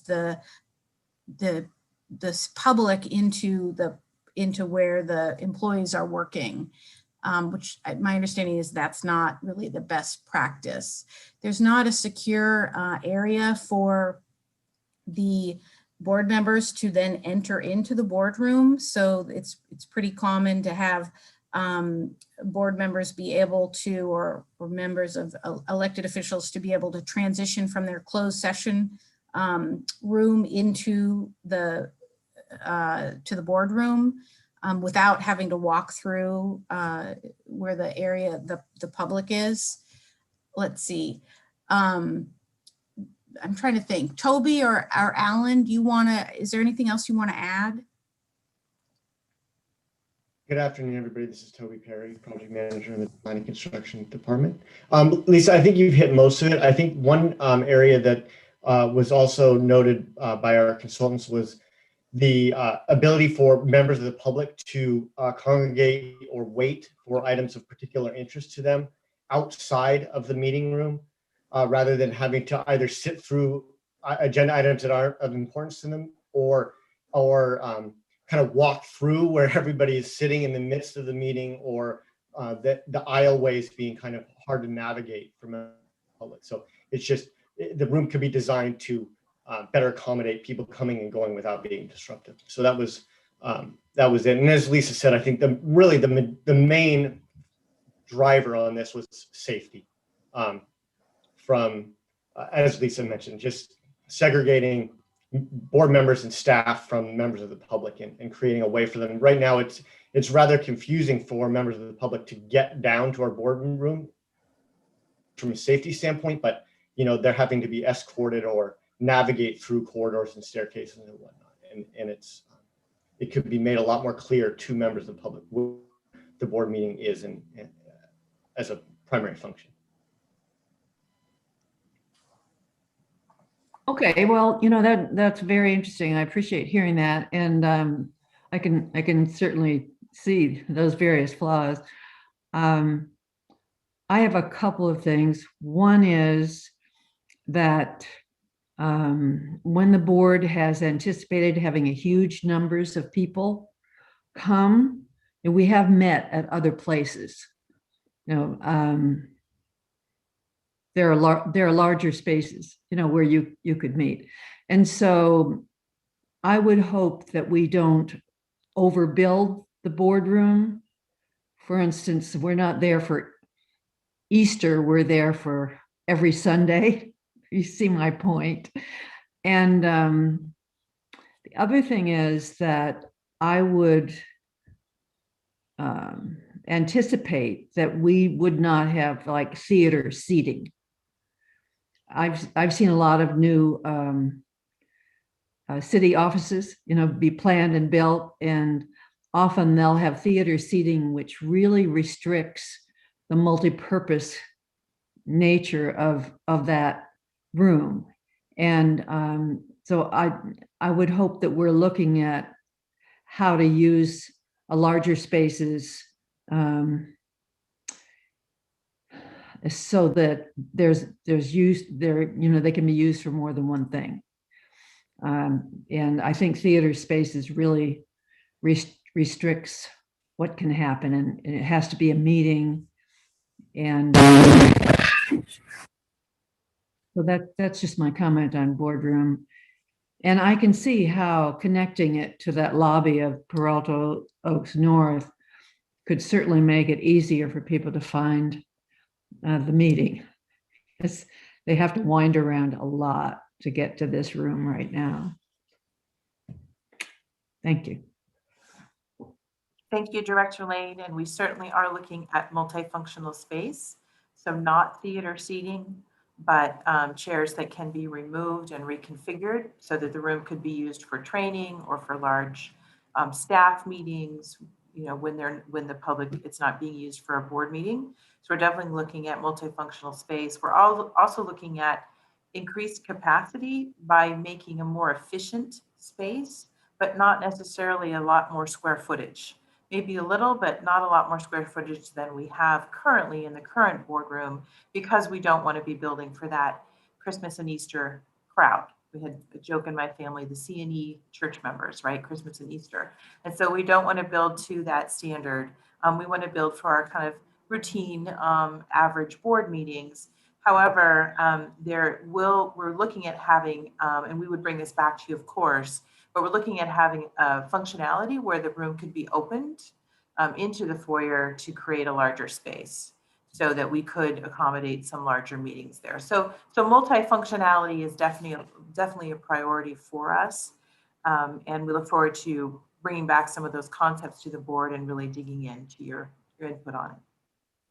Thank you. Any other questions from the board? Director Waspy. Yeah, thank you. I really look forward to this for a number of reasons. I'm wondering, question one, have we, in your preliminary surveys, have we filled the building yet? We didn't hear the question, Director Rossby. Could you repeat it? Yeah, is the building filled? Are you at capacity? I know when I've been through a few of these surveys in some of my workplaces when I worked for the Park District, and I could fill a stadium with my needs, but I'm wondering if you have filled all your needs for the 65,000 square feet. Is the building filled, the new building you're asking about? Yes. Plans for the new building. I'm going to let Lisa answer that question. Yeah, thank you, Director Waspy. So right now we're just, again, at the program phase. And so we have these rough order of magnitudes to identify the program needs. We haven't done any concept plans yet. And so I would just say that no, we haven't filled it. We understand that there is probably going to be more needs coming up in the future. We also, part of the formula includes like closets and hallways and things that aren't being shown that are sort of in that rough order of magnitude. So I think the intent right now with this is to, we've done this needs assessment to kind of know our spatial needs, and now as part of this next step, we'll be looking at what that translates spatially. And I think in talking with our architects and talking with public safety and the project team, we don't want to design it so it's going to be filled right from the get-go. It just much like our existing building, where I think Christina mentioned we started off with 80, now we're at 200. We don't want to design it for the 200 right off the bat. We want to provide some flexibility. Okay, and so, and I don't recall, was environmental design part of that? Were they going to move out of that rented space in Pleasanton and be included there?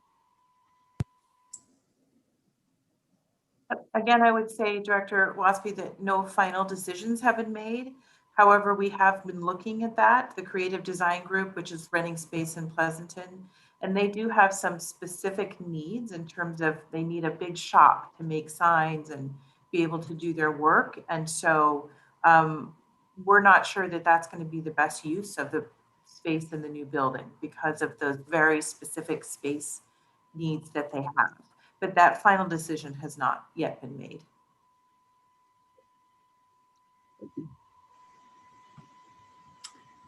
Any other questions from the board?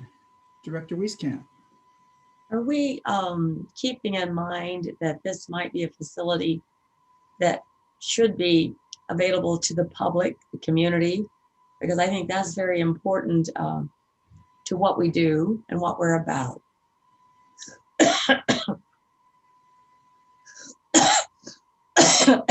Sorry.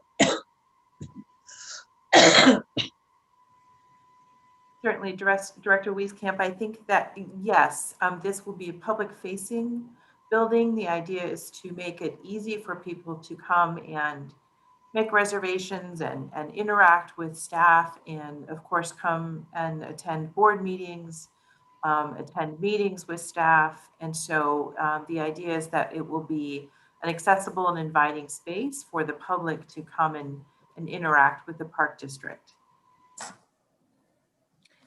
Yeah, and this is Lisa Gorchin again, and I would just say that is part of the program, is looking at community rooms. So having opportunities for the community to be able to hold meetings. So as in addition to having this serve as the EOC for public safety. So there's both of those are program elements that we're planning for.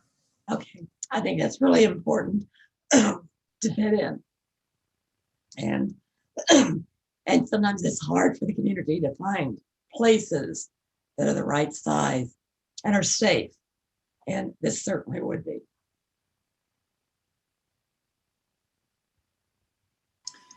Great. I have one question that I always ask. So have we figured out if the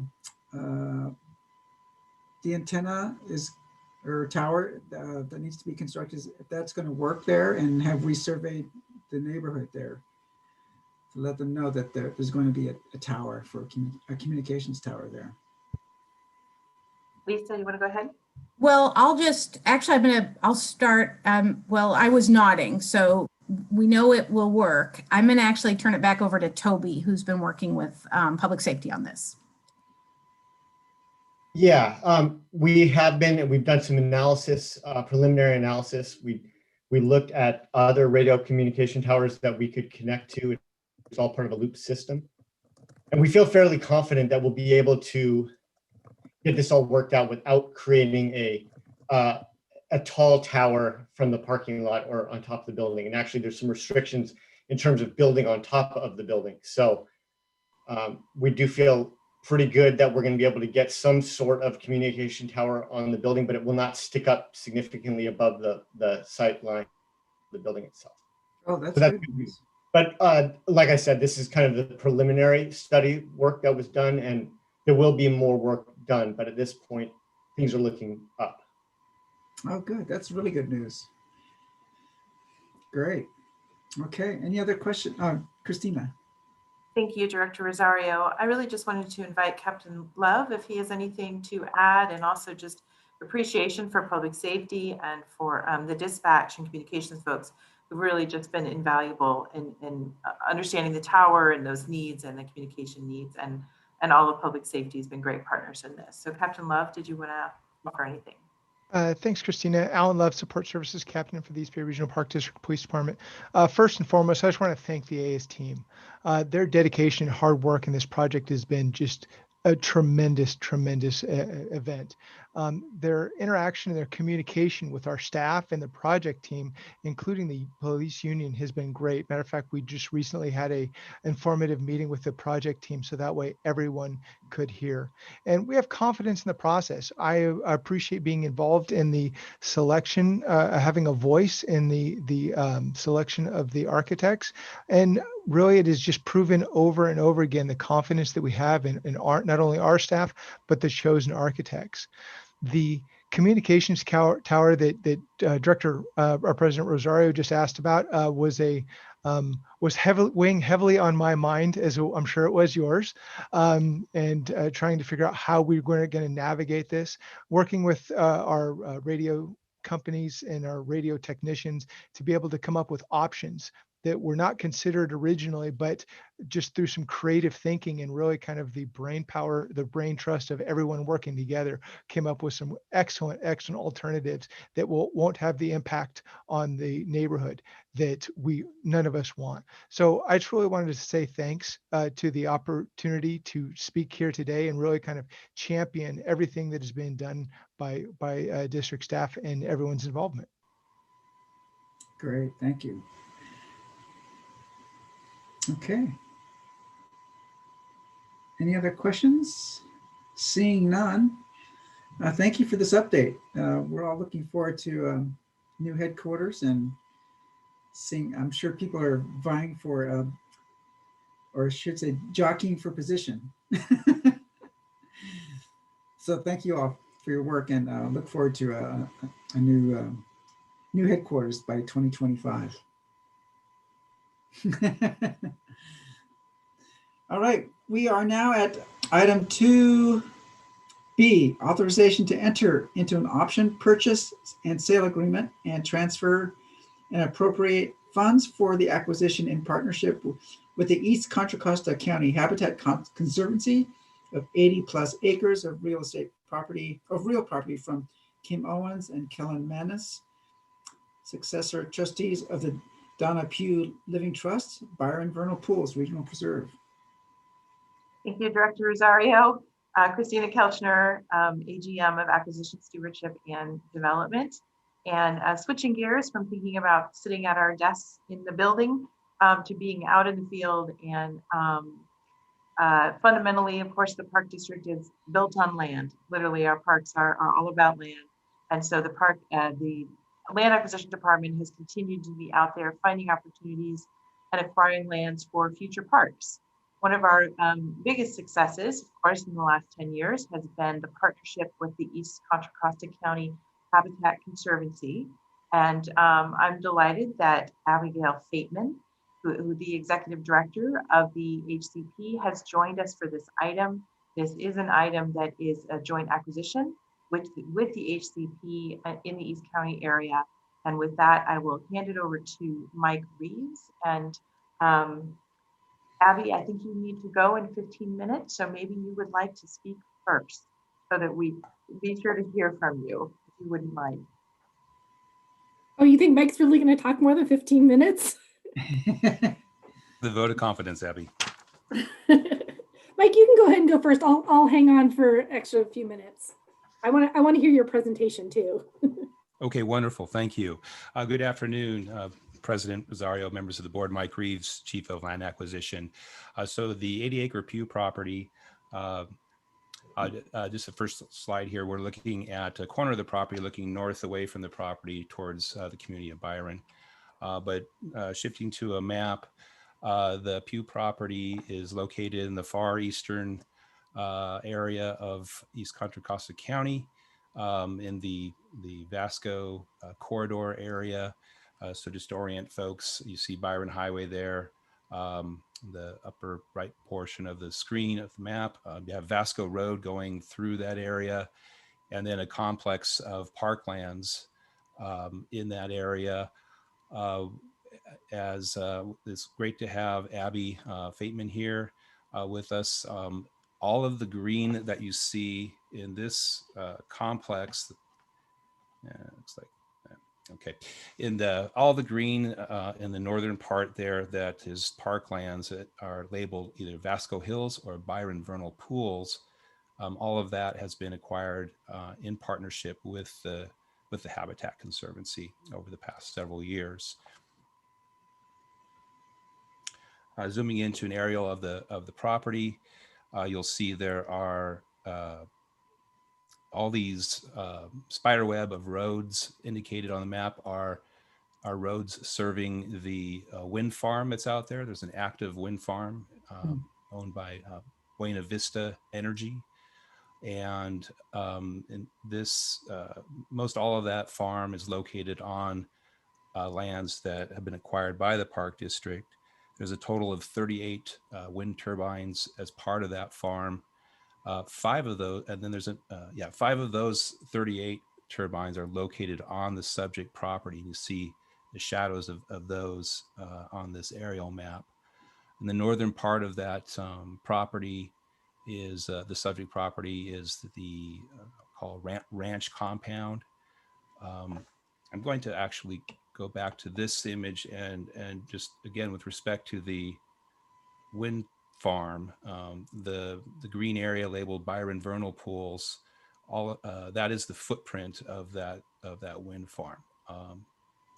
Just for reference, we're going to come back to that. So we're going to look at some photos now, and I'm going to start down on the northern end of that property where the ranch compound is, and then we're going to work our way up the hill to gain the heights of the ridge line there where the wind turbines are located. Before I leave this map, you can also see that this property is right on the close to the boundary with Contra Costa and Alameda counties. And you can see that diagonal line there, faint black line on the bottom of the image, indicating the property boundary or the county boundary. So this is looking from above a little bit, looking down at the kind of copse of trees surrounding the ranch compound. So this is looking north. Again, you've got Byron in the far distance. You can kind of see a little bit of blue, maybe off to the right there in the distance. That's Clifton Court Forebay Reservoir. Now we're going to drop into the compound, and the ranch is used pretty much as kind of a workshop and boneyard storage over many years by the owner. And less so for cattle ranching, although the property is grazed. But this is the cabin or shed that was used for basically during doing work around the property and various projects. There's an awful lot of material and debris and cars that have just kind of accumulated on the property over the years. So we're going to go to the not beauty shot here. This is a representation, and I would say just a partial representation of what's currently on the property. The terms of the option purchase and sale agreement include that the owners of the property, who inherited it from their father, will be removing all of the debris, all the structures from the property before the transfer to the Park District would occur. There are also most of the trees that are there are planted. They're non-native. This is a very interesting arrangement of palm trees that nobody really is certain why these two kind of soldier rows of palms were planted, but there they are, and they really stand out certainly. This is an area of the compound that's on the left are various sheds and structures. On the right, and we're going to switch to that, is a small stock pond that hasn't been very well maintained, but it looks like it had at one point about a half an acre of surface area capacity, and this pond represents a restoration opportunity for wetland species. So that's something that is significant. Most of the Vasco corridor, as you are aware, is quite dry. Not a lot of water sources available. This property does have a producing spring year-round that with a spring box that needs some rehabilitation, but again, that presents an opportunity to for habitat enhancement and also for better rangeland grazing management. So now we're going to turn our sights to the south and look up at the ridge line where you see the 5 wind turbines located on the property. In the foreground, a lot of serpentine rock formations dot the property. Again, good habitat for terrestrial species. And now we're at the southeast corner of the property, looking north again. And you see the fence line going along the left side of the image. That's the boundary between the subject property that we're standing on, and then that wind turbine on the left side of the screen, that's on Park District property. That was acquired in 2010, again, in partnership with the Habitat Conservancy. Now we've gained the top of the ridge line, and we're swinging our sights to the east, and you see in the background there on the left side of the tall turbine in the foreground, that's the Clifton Court forebay in the background. And then just at the edge, on the right edge of this image, you see the first bit of Bethany Reservoir, which is actually quite close to the property. And now we've swung south and we are looking at Bethany Reservoir. And then continuing our rotation clockwise, so now we're looking southeast, and that's Brushy Peak in the background. And you can see this is wind turbine country.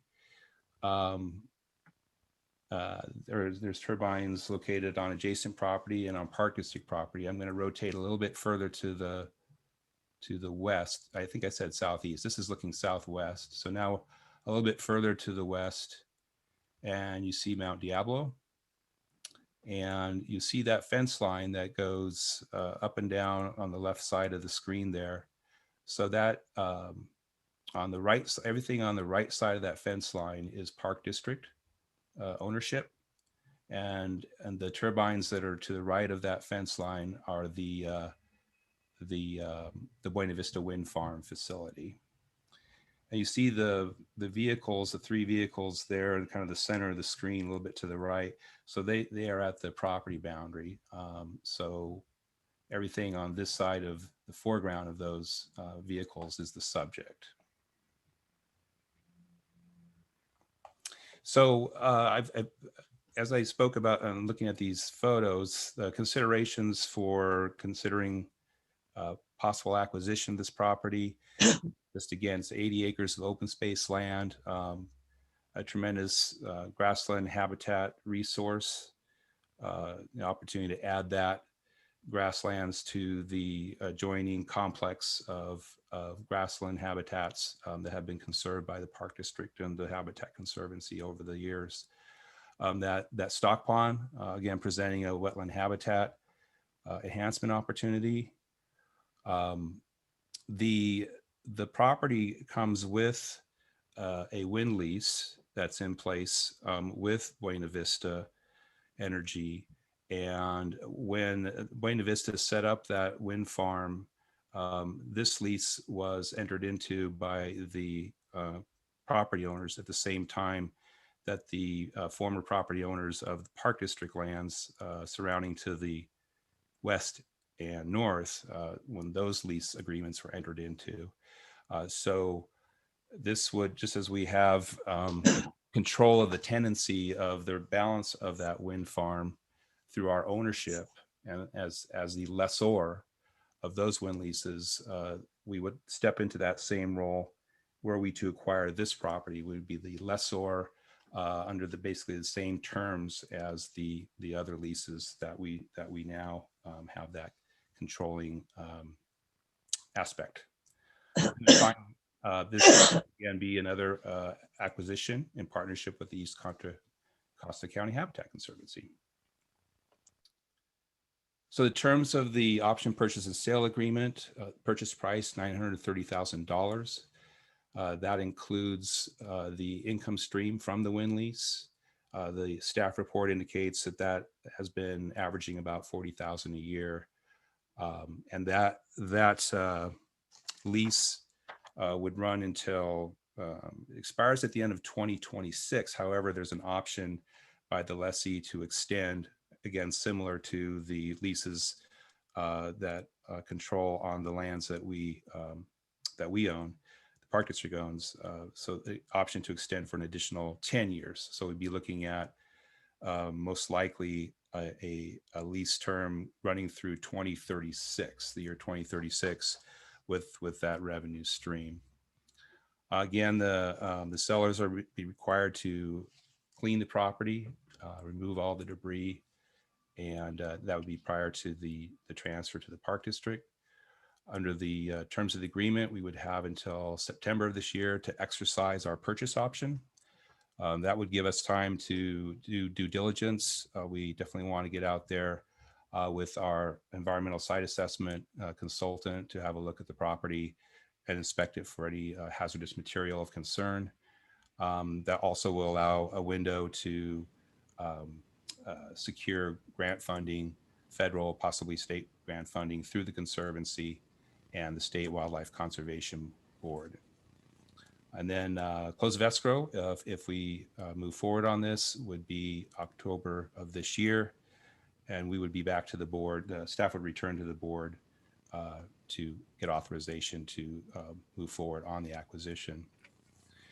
So today's action, in addition to authorization to enter into the purchase and sale agreement, would be to appropriate funds for the initial due diligence work and for the option payment. So current appropriation request of $25,700. And with that, I kind of raced through it, but I want to give a chance for Abby Fateman to have some remarks to share with the board as well. And I'll stop sharing my screen now.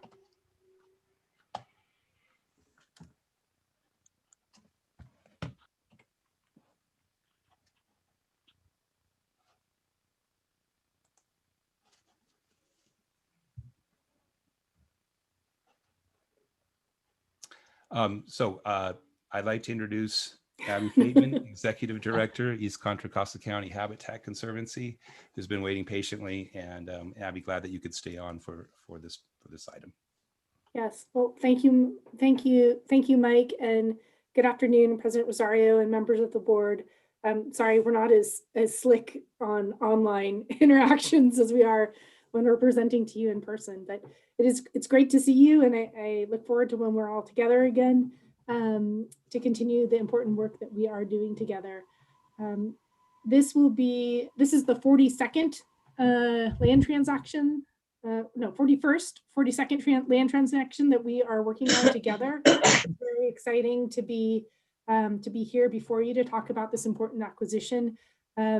For those who have been out in the Byron Vasco area, it is a different landscape from the hills of the East Bay.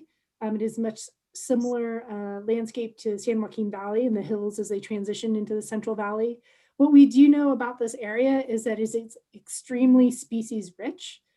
Every puddle of water out there has a special status species in it, whether it's state listed or federally listed. We do know that trees are a rare commodity in this area, and this property does have trees, and raptors have been seen going in and out of them, though we don't have our biologists on site, but we have noted that.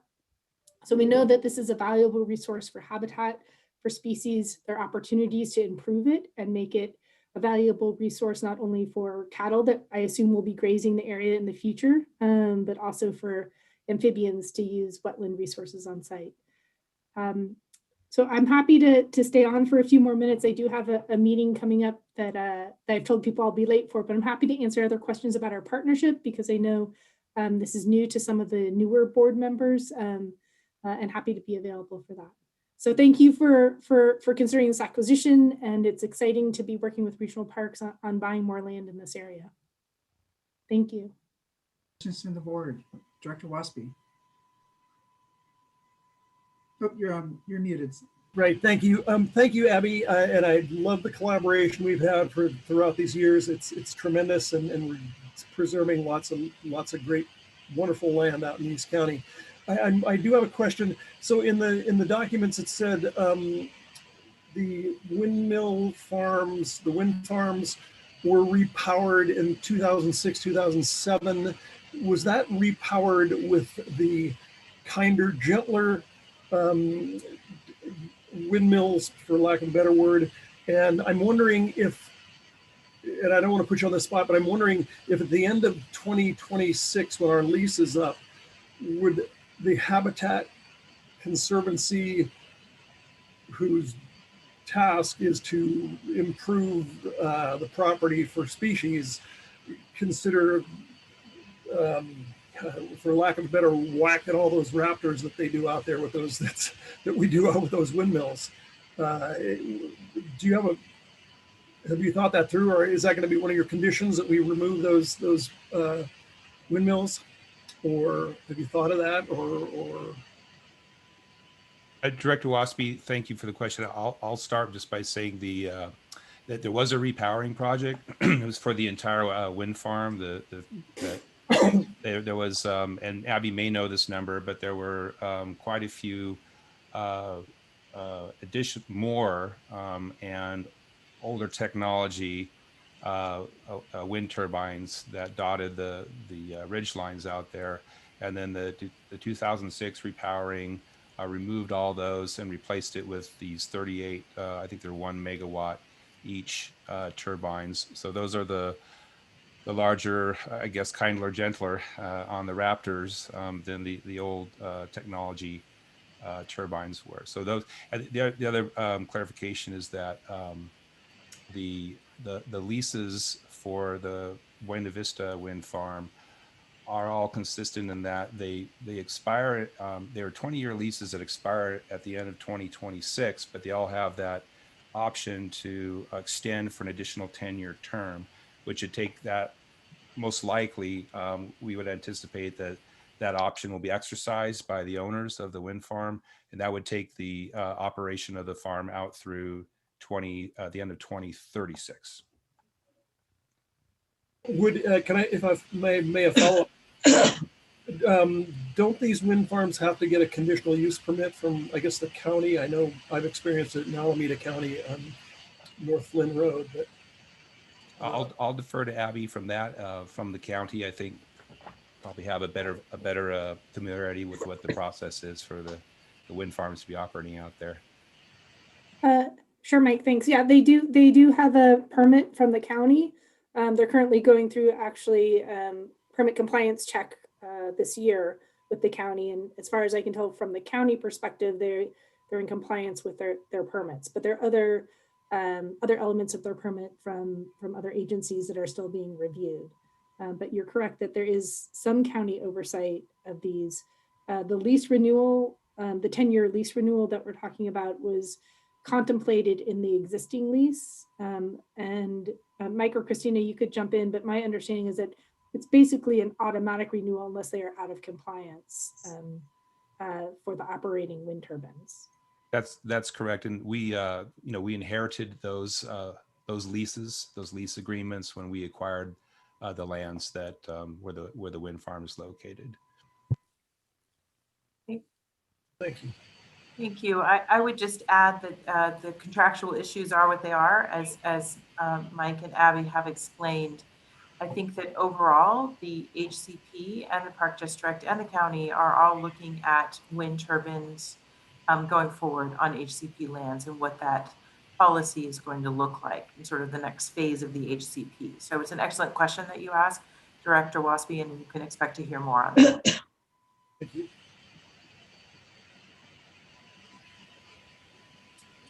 Director Coffey. A couple of things, but while Abby's here, for the benefit of those not familiar with the HCP, it has been noted that we've acquired in those 41 transactions in a partnership with the HCP, lots of acres over the last 10 or so years.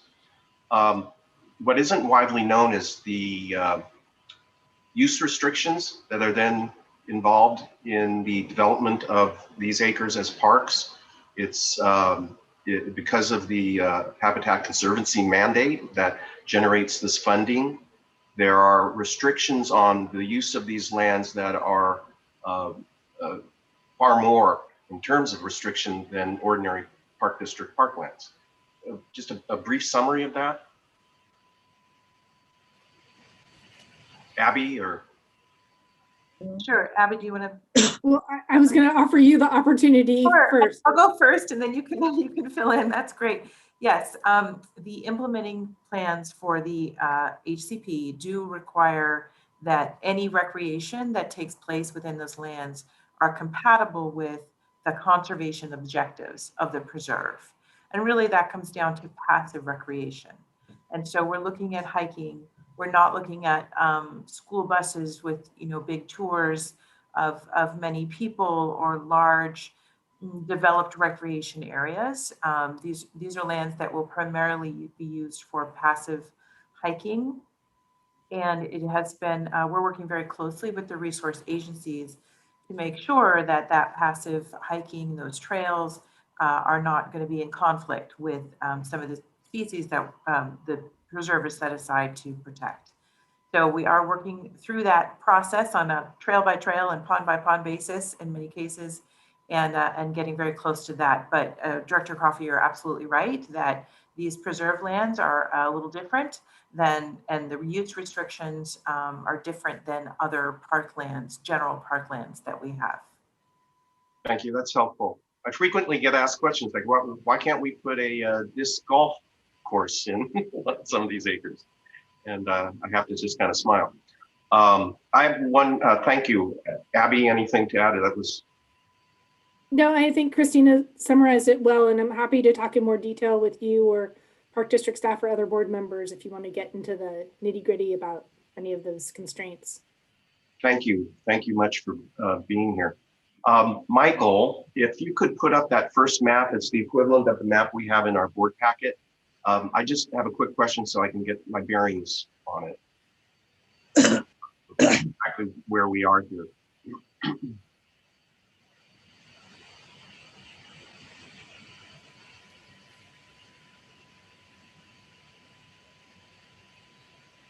While you're doing that, I have reviewed maps of this area with Christina, excuse me, and Brian Holt about work they are doing with Abby to develop these some trails out in between the Byron properties and the Vasco Hills properties. So I'm wondering where on this map do those trails that you've been developing plans for with Abby, where is that located? That area? Yeah, Go ahead. Go ahead, Christina. Correct, up in the Vasco Hills area, that's right. So the Vasco Hills Courtyard to the west there, if you can kind of show where that is, correct. And so the trails are both to the west of Vasco Road and then also some trails to the east of Vasco Road along Armstrong Road, right, where Mike's cursor is there. All right, that's very helpful because I'm familiar with that planning and it puts the whole area in perspective for me. Thank you. Thank you, Director Coffey. And those trails were very close, but they're still under review with the resource agency. So that is what we're waiting for at this point.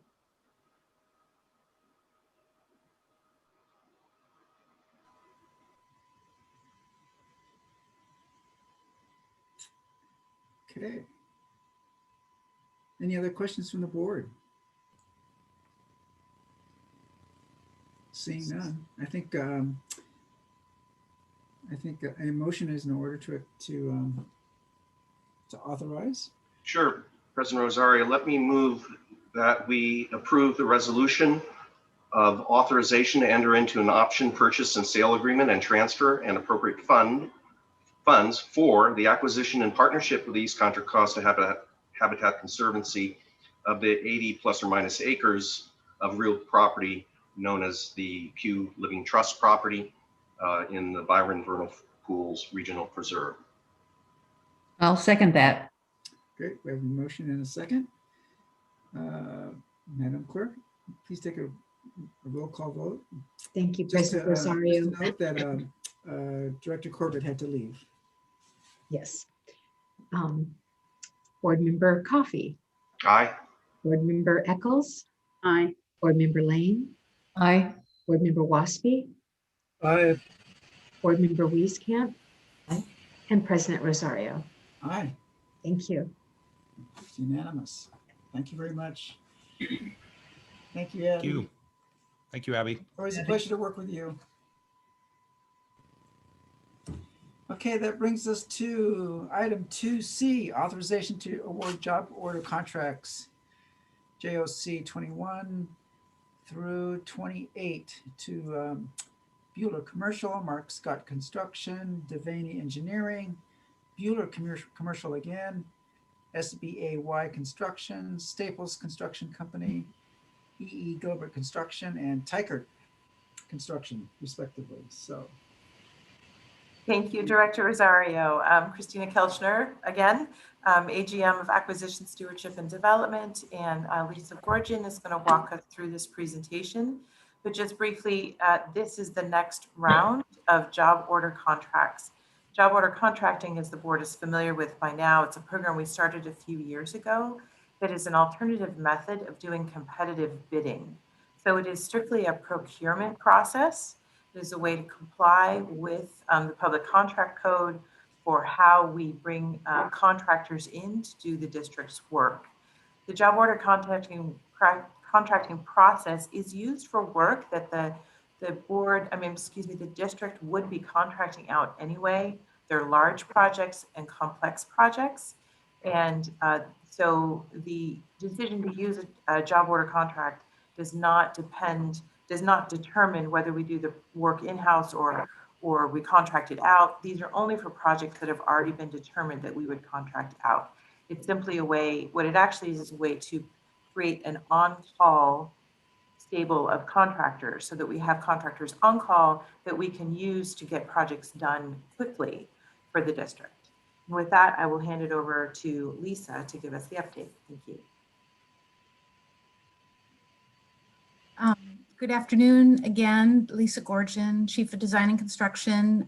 Thank you, President Rosario, directors. As Christina mentioned, we're here to authorize this next round of job order contracts. And but before we did that, we wanted to give you a little bit of background. And so I just wanted to highlight in the photo that shows this is our continuing round of repairs that we've been doing at down at Hayward Shoreline on the Cogswell Marsh Bridge repair. You can see the folks down in the shore. The work has to be done when the tides are low. So it's pretty complex repair work.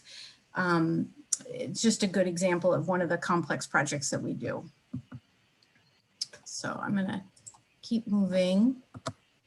Here's the recommendation that Director Rosario already read, so I'm not gonna read it, I'm gonna keep moving.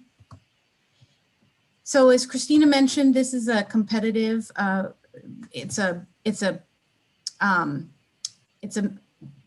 alternative procurement method. It's based on low bid, so it's competitive bidding. And it's for basically when these are major capital projects, and as Christina mentioned, it's in accordance with public contracting code, but it's also following the district's JOC policy. And again, I want to, as I'm showing you these slides, I'm also just reminding you with some photos of the projects we've done using the JOC procurement method. And so in this slide, this is the Los Trompas water tank. This was an existing redwood, I'm told very beautiful tank that wasn't functioning as it needed to. And so that was taken down, and this new water tank replacement was put in along with the water distribution lines. And again, as Christina mentioned, it's really like having a general contractor who's on call. They do work based on an established set of unit prices. And then what's the low bid part, or the competitively bid part, is a price factor that's applied. And I'll talk a little bit more about that later. But as a reminder, the first round was awarded in 2016. This is again just sort of a summary of the kind of work that we've had done at the district to date. The photos that I am showing as part of this slide are the demolition of the buildings along McKay Avenue. This is across from the Crab Cove Visitor Center.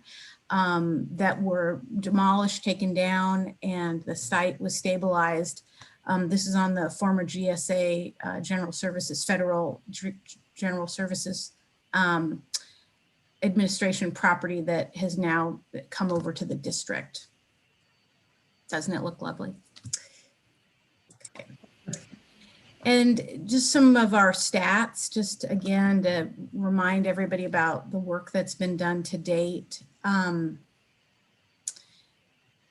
We've just completed our third round, and so each year we've had more. Well, the first 2 years we did 6 contracts. This last round we awarded 8 contracts, and you can see though the number of projects that we're able to do has really increased, and then the total volume of work. So this, as Christina mentioned, this is all work that's funded. It's repair work that's already funded. When we issue the JOC contracts, we're just obliged to offer up to $50,000. There's no, and then with a maximum amount of 1.5 million, but it's not really, we're not awarding that money to the contractor. We're saying you have the ability to do that work. And so and as you can see over the years, we've really been able to utilize that to get a lot of work done. In 2018, after the program had been running for a couple years, there was an audit of the program that was done that really helped us understand ways that we could better run the program, be better stewards of the resources that we have. And so we made some changes to the JOC policy that were then implemented in 2019. One of the things we found was we had sort of mixed the procedures along process and procedures with the policy. So we were able to tease those apart and be more intentional about describing how we were really running this policy, who was using it, what kind of training, and the checks and balances, especially for the prices, to make sure we were getting good prices. So we've now initiated a second audit that will begin, and that will be looking at the third round. So we're reflecting back, and again, we're really trying to verify that the prices are in line with the local industry standard, and that this is a good use of public funds.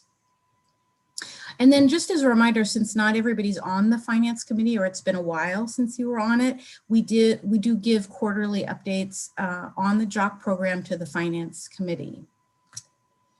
To the photo in this is the quite extensive trenching that was done a couple years ago at Ardenwood for the electrical upgrades that were needed to the house, which now I don't remember the name of it, but it's lovely. anyway, it was quite extensive trenching and electrical upgrades that happened there. So these are some of the projects that were completed in this last round.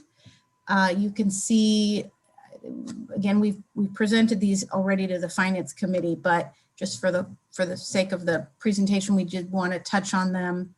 The Errata Barn had a new roof put on it, Black Diamond Mines. There was quite a bit of paving done, overlay at the Roddy Ranch parking lot. We completed a culvert replacement and stream bank restoration at Huckleberry, Sibley Huckleberry. This was a really important project in that the restoration that was done here served as our mitigation for our trails, creeks, and pond routine maintenance projects that we do. So this was part of our regional general permit that we have. And so for the work on those routine maintenance, we have to mitigate. And so this site served as our mitigation. And then the Contra Loma waterproofing, this was an emergency project that came up at the beginning of last year where we needed to act quickly to make repairs to the swim lagoon where there was some health, safety, welfare, some really issues in terms of safety at the lagoon. And so we were able to work with the board to appropriate funds and then work on that, get that project completed and be ready for this year's swim season. The building on the left is the Del Val Visitor Center renovation. So this was the building that was renovated. There was a former concessionaire that was on part of the building. It was dismantled. The building shell was renovated and accommodating new IS technology that went in. And then we worked with the creative design group that did their magic to then install through their own procurement process all the new interpretive exhibits that are pretty amazing. And then the other photo is a yurt repair at Camp Arroyo.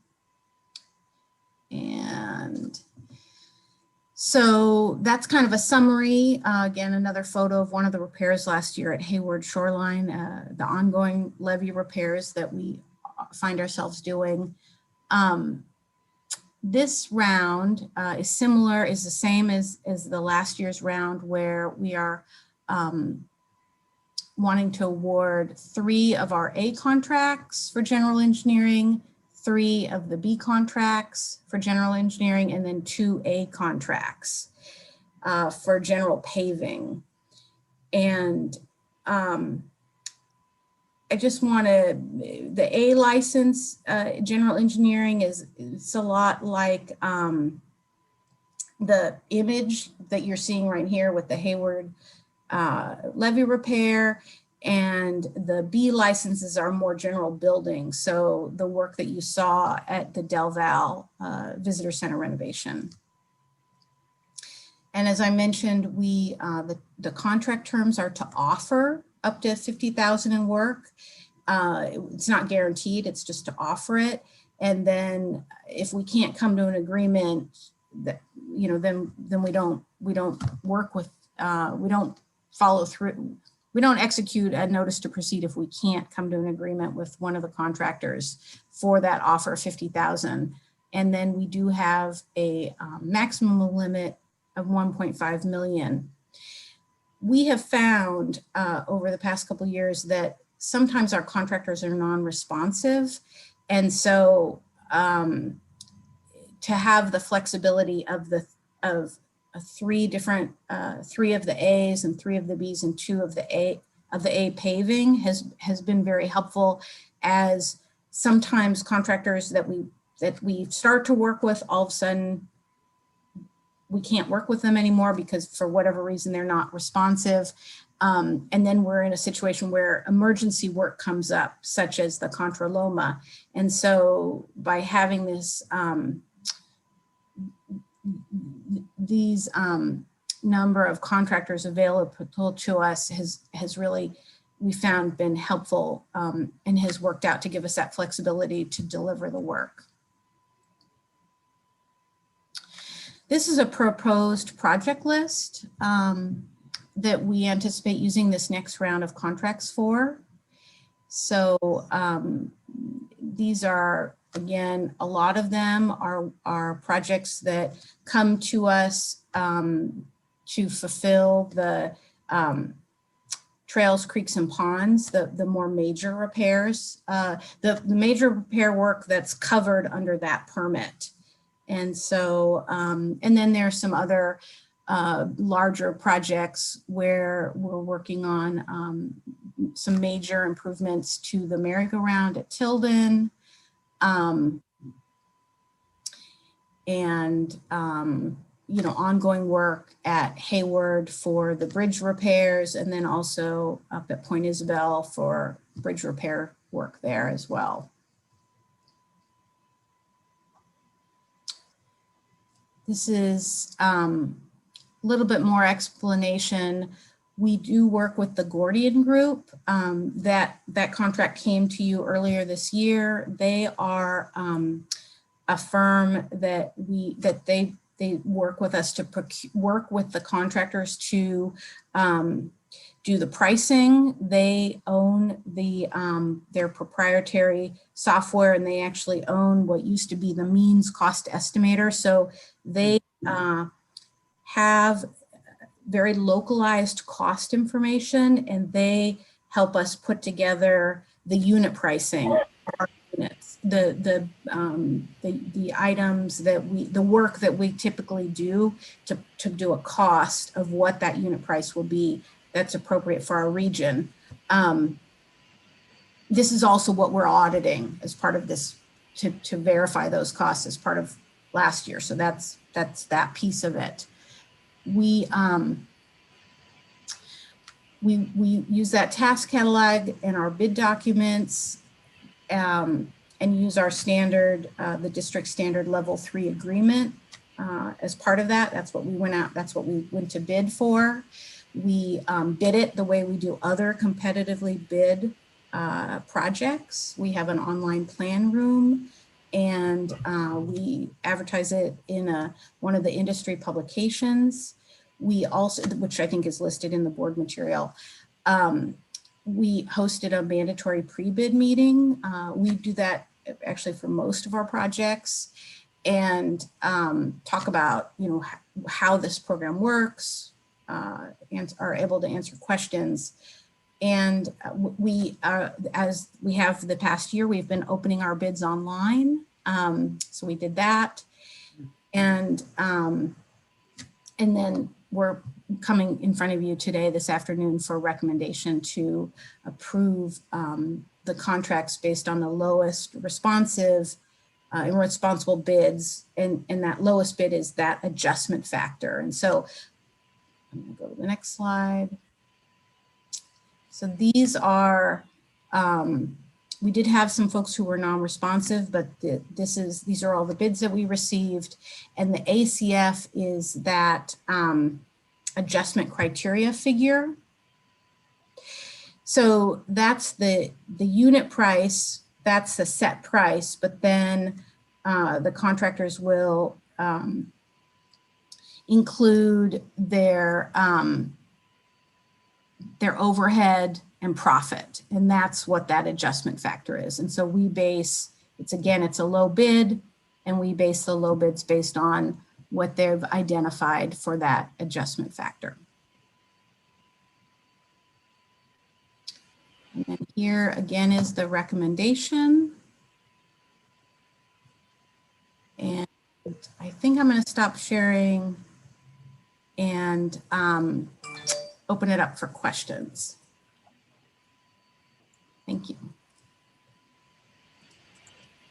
Great, thank you, Lisa. Questions or comments from the board? Director Wieskamp and then Director Wassby. Oops, you're muted, Ann.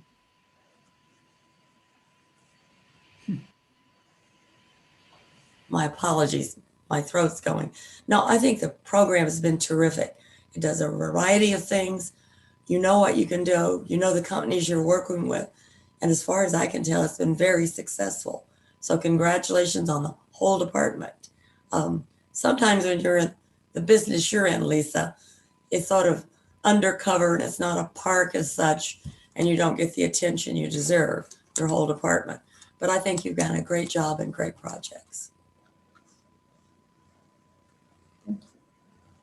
Director Waspy. Thank you. Thank you for your presentation, Lisa. I agree. I think this is a great program. I'm always excited about it. I'm sort of wondering, we find it quite successful and good for our needs. I'm wondering if this group, I noticed names that I've seen before. Who got kicked off, who stayed, and you kind of hit on it a little bit. Do you think some of these people that were here the last couple of years and left, did they leave or didn't bid it because they didn't want it, they didn't like it, or do we have a mechanism for suggesting that they don't bid anymore? I'm interested in how contractors feel about Jock. Right. You know, that's I'm glad you asked that question. I think Ren Bates is back, and he and I work closely. He works very closely also with the contractors. And so I think, you know, my take is we actually have had, like you said, there's sort of some usual suspects that keep coming back that I think really do like working with us. And then, yeah, Ren, do you want to respond a little bit more? Sure, I'd be happy to. Ren Bates, Capital Program Manager. It's a great question, Director Waspy. We actually had some of our repeat contractors bid again. They were underbid by the working factor. So we've been explicit. The contractors that Lisa spoke of that were non-responsive when our first round, we were unaware, and we got a couple of bids that came in under one. So they were bidding under cost, which is problematic. So we're very blatant about in our mandatory pre-bid meeting to explain what the district is looking for in this contract, and we've been successful with that. So to answer your question, we've not deterred anyone. We've invited the folks that we've had good working relationships with to come back, and they have come back. The successful contractors find it to be beneficial, and they like working with the district. So unfortunately, they got underbid by entities that we have not worked with yet. So we will see how it turns out this time. All right, thank you. And one more question, Lisa, I don't want to put you on the spot here, but I love your quote when you said in regards to the Los Trampas tank replacement, you said that beautiful redwood tank. And one of your predecessors mentioned that also, and I asked if it was going to be repurposed, and I'm wondering if any of that beautiful redwood that maybe not hold water, but sure could be used somewhere else. Was it repurposed? You know, it was demoed before I got here. So I'm going to ask Ren. Ren, I just saw pictures. The district did not, Director Ross, Ren Bates, Capital Program Manager, the district did not keep the wood in discussions of seeking out how to retain that wood and keep it. There was discussions of the fact that there was wood being held at the Tilden Courtyard still, that there was nowhere to keep it. So hopefully the contractor took it and reused it or somehow, but the district did not retain that wood, unfortunately. Yeah. Any other questions? Director Coffey. Yeah, and it's sort of to Chris Newey's point earlier in our meeting, and I'll use by way of example, specifically what I've seen in this group.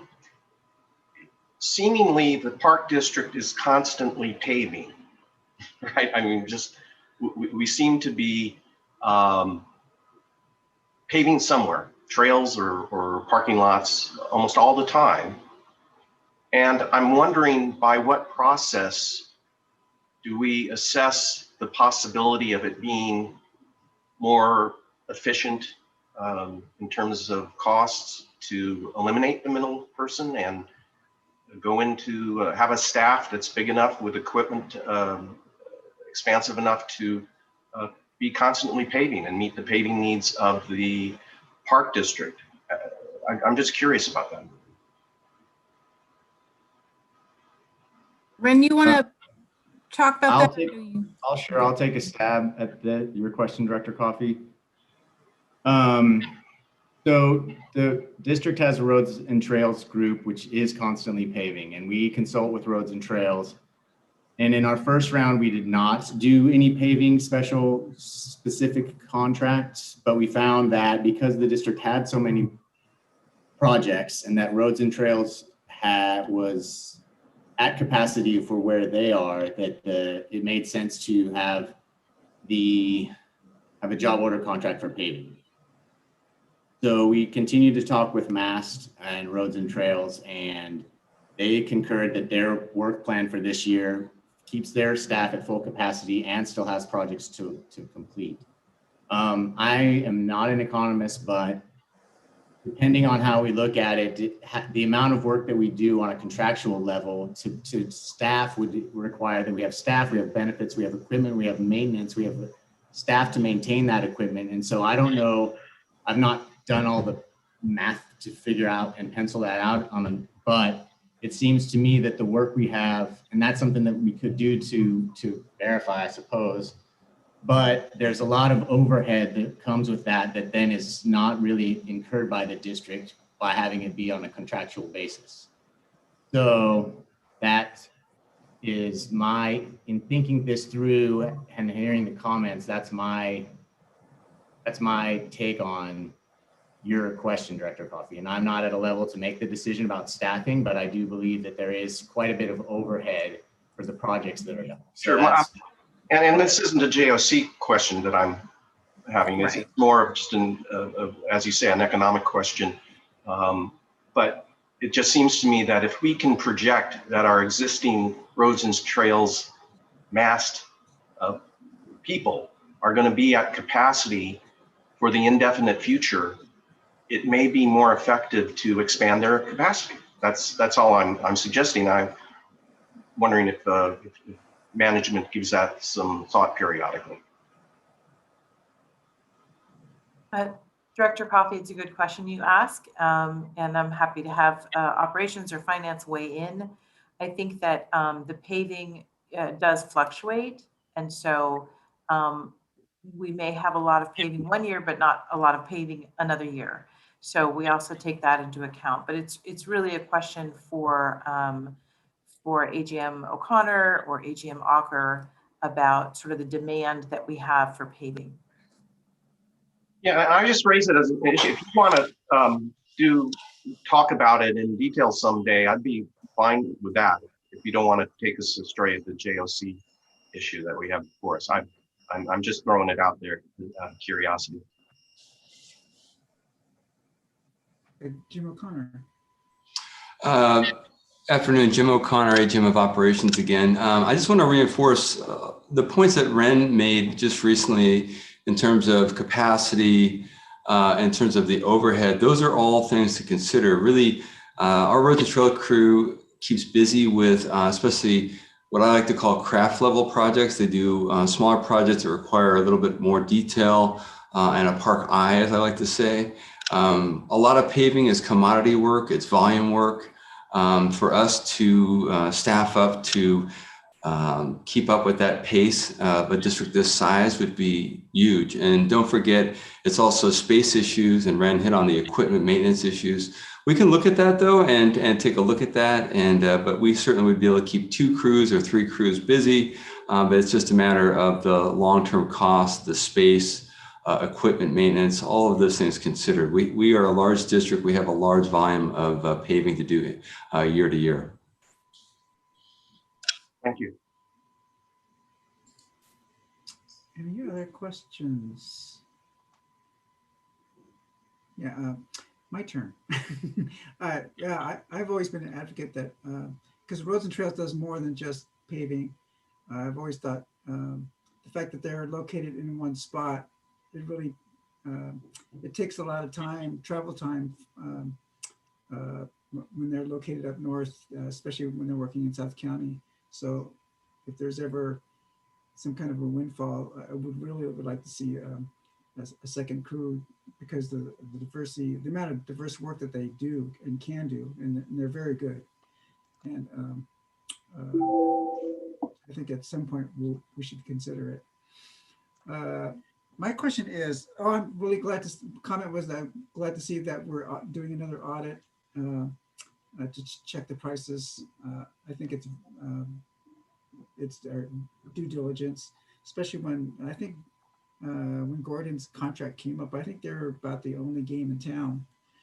So it's important that we have these audits to make sure that we're getting what we're paying for. And also,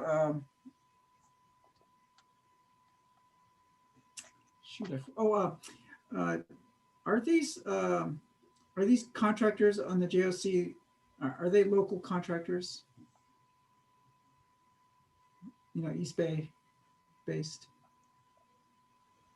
Yes, most of them are from the East Bay. There's one from the South Bay. They're all Bay Area. I think it makes sense for them. It doesn't make so. I believe the locations are listed in the board material of where they're out there. Okay, great, thank you. And then how many of them are union contractors? I know Tykert is. I think we can get back to you. I was just thinking, we did last year, we checked, and this year we didn't. So we definitely check. And but you do bring out a good point. Tykert is. We know that they worked last year, and I didn't mention this before, but sometimes contractors who, and Tykert is one of them, who are on our job order contracting, also competitively bid other projects. Yeah.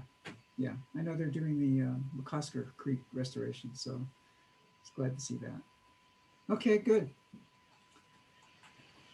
Thank you.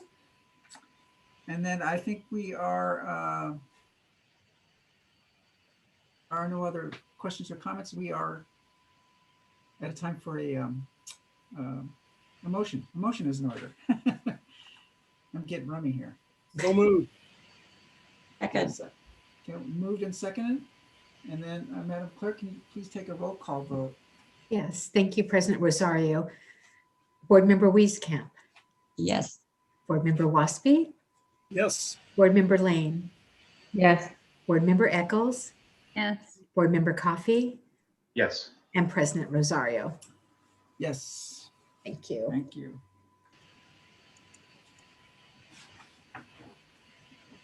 Great, and that brings us to item 3. Unless I'm missing something. Board and staff reports, actions taken by other jurisdictions affecting the Park District. General Manager. Great, thank you. President Rosario, just really briefly, we have one update from the City of Alameda, their Historical Advisory Board on May 6th. They held a public hearing to consider delisting the Alameda Federal Center site, which is the proposed McKay Wellness Center at 620 Central Avenue from the Historical Buildings Study List. The applicant is or was Alameda Point Collaborative. They also had requested a certificate of approval to demolish 2 main buildings and 4 structures on the project site. The board, in fact, actually denied the delisting, but approved demolition of the buildings. And just to remind you why this is relevant to us, the property is adjacent to the Park District's former GSA property on McKay Avenue. So just wanted to give you that quick update. I do also want to, on the next item, I know you all are getting late in your meeting here, so I do want to offer up to the board the staff presentation that we have scheduled there from Public Affairs.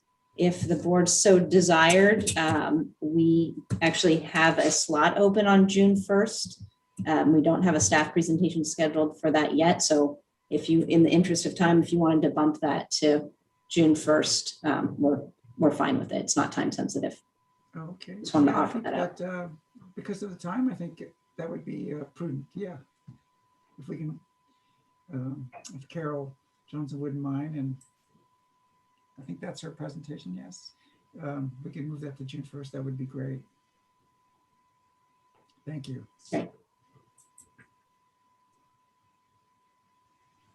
And now, Jim, comments, interpretive recreation service department. We have all those. Any questions there regarding interpretive and recreation services? A lot of good happening out there.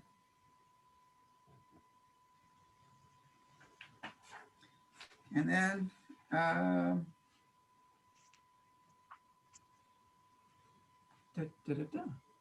staff presentation. Any announcements from closed session? President Rosario, members of the board, Carol Victor, District Council, there are no announcements from closed session.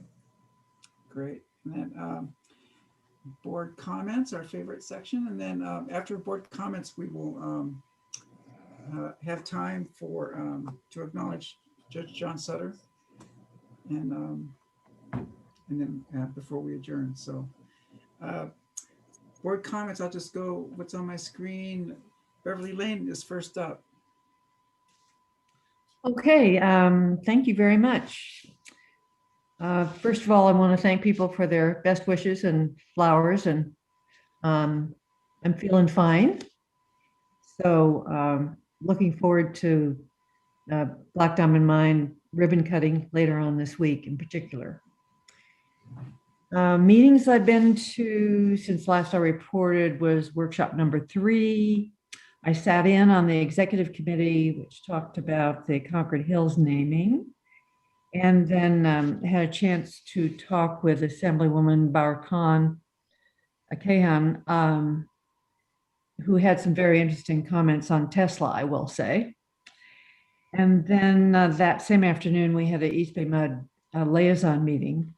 And I am hoping that they're going to be addressing the permits they have for trails. Regional parks and East Bay Mud have a lot of trails that run together, and people are reacting in different ways to the permits that are required by East Bay Mud. So we had an interesting conversation about that.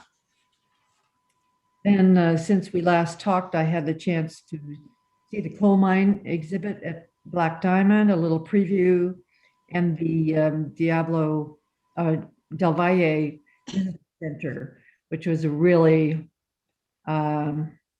fascinating to finally see all of those ideas come to fruition. And I'm so pleased that that's going to be opening, because Del Valle is it's our city from May through September, and to have a real interpretive presence there, I think is going to be very important.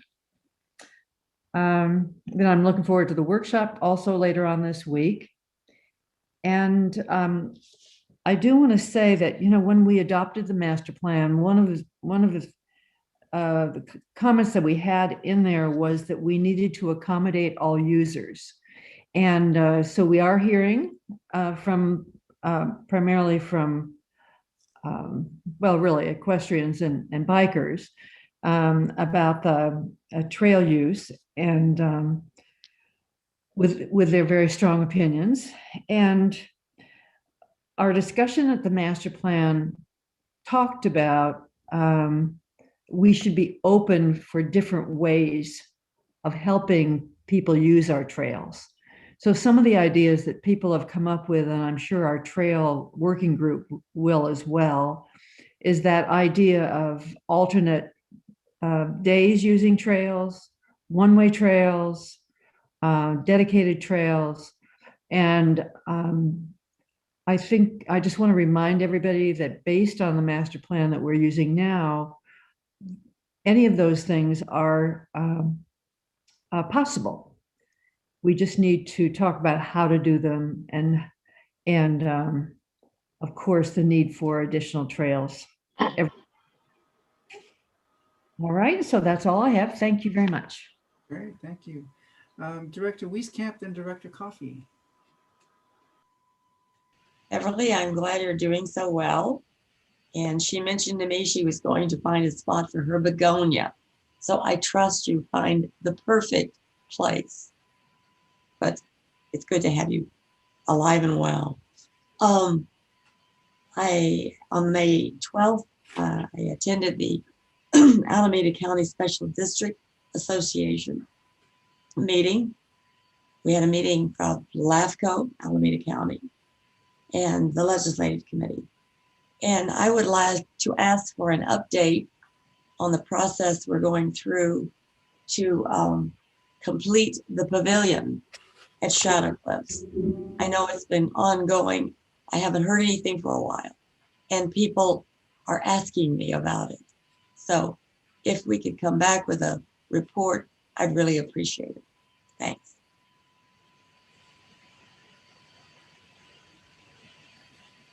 Thank you. Director Coffey? Certainly, thank you. On the 6th, I attended the Contra Costa Mayor's Conference. And on the 10th, and I believe the 13th, I attended most of the programs put together by Together Bay Area for their annual conference. And I found those very beneficial. And I got a kick out of the ending keynote speaker, Secretary Crowfoot, when asked what was his favorite park. And all of us were thinking about, you know, which of his state parks is his favorite. I don't know, maybe he knew his audience, but I really got a kick out of it when he said Redwood Regional in East Bay. On the 11th, I attended the Board Executive Committee. On the 13th, I attended a forum put together by the Sierra Club on nature-based sea rise adaptation, of which, based on our own work in that field, I've actually become quite familiar with. On the 14th, I'm not a member, but I listened in on the Legislative Committee for all the interesting stuff coming out of Sacramento and Washington, D.C. On the 15th, I attended a Black Diamond Mine digital program on the Chinese workers and the coal mine history, a facet of the coal mine history I wasn't really much aware of. But again, it was a history of terrible discrimination involving Chinese immigrants. On the 17th, I attended the Contra Costa Special District Association meeting. Also the pre-board meeting planning session with President Rosario and the GM.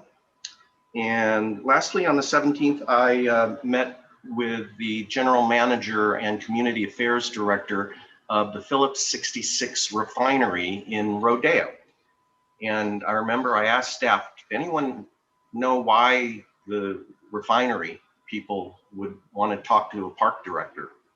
And, you know, it's interesting. Now, their refinery is surrounded by our land, Crockett Hills to the east, and to the immediate north of the refinery is our Selby property, little known park that we have. But they were mainly interested in just pursuing, I think, public officials at every level with a proposal they are submitting to Contra Costa County to convert the refinery from a crude oil refinery to a renewable, what's the word they use? Energy process by which they use fats and grease and soy products, plant-based products, to create diesel and some gasoline, but at a level that is much less polluting as a refinery. And of course, using, instead of using fossil fuels, using renewable waste products, basically. So it's an interesting concept. And we also talked about their plans to close their Coke plant on Highway 4 near Hercules. That Coke plant is surrounded by Crockett Hills. So that's a, this is going to happen by 2023. So that's something we want to keep our eye on in terms of property use right next to one of our parks. And that's it for me. Dee, thank you. You're welcome. Director Eccles and then Director Waspy. Great, thanks so much. So on May 4th, I met with AFSCME 2428 leadership. And then on the 5th, I had a trail update meeting with Brian Holt and Sean Dugan, and really appreciate getting an update on all of the trails that are going on and being improved in my ward. Very great news. And then also on May 5th, I had a meeting with Brian on Concord Hills and very excited about the direction that's heading. On the 6th, I had a really wonderful one-on-one meeting with our GM out in Point Pinole. We spent almost 2 hours walking on a fairly hot day all around Point Pinole. So hopefully she'll be willing to do another walking one-on-one with me this week. We're out for a little longer than I think we anticipated, but it was a lot of fun. And then on the 12th, attended the Alameda County Special District Association, which of course we hosted, and it featured our very own GM Sabrina Landreth again. So that was good. And then just looking ahead slightly, I'm excited to be participating in the virtual groundbreaking for the Gilman Street over crossing. This is a pedestrian bridge over I-80, which will significantly improve safety and allow folks in West Berkeley to get over the freeway to connect with the Bay Trail and the McLaughlin East Shore Park. And really just wanted to give a shout out to all of our partners on that project: Alameda County Transportation Commission, Caltrans, City of Berkeley, City of Albany, and the many bicycle and pedestrian advocates, including Bike East Bay, that made that possible. And of course, our wonderful staff for all of their work, and really, yeah, very, very excited about that. So thanks. I think that's it for me for now. Great.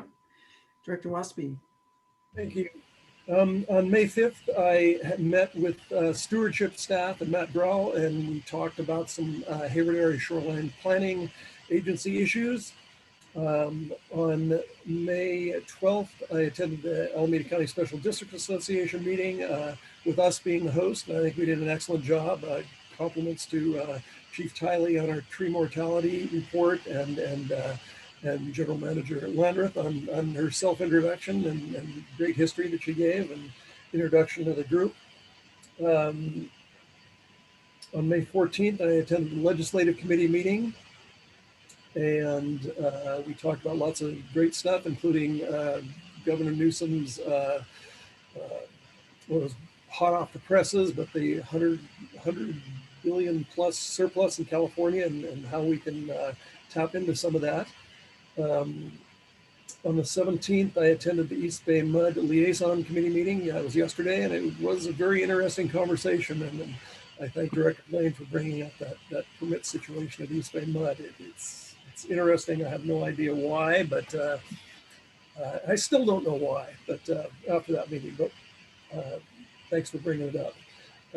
And finally, on May 10th, I completed that second leg of that darn Skyline National Trail.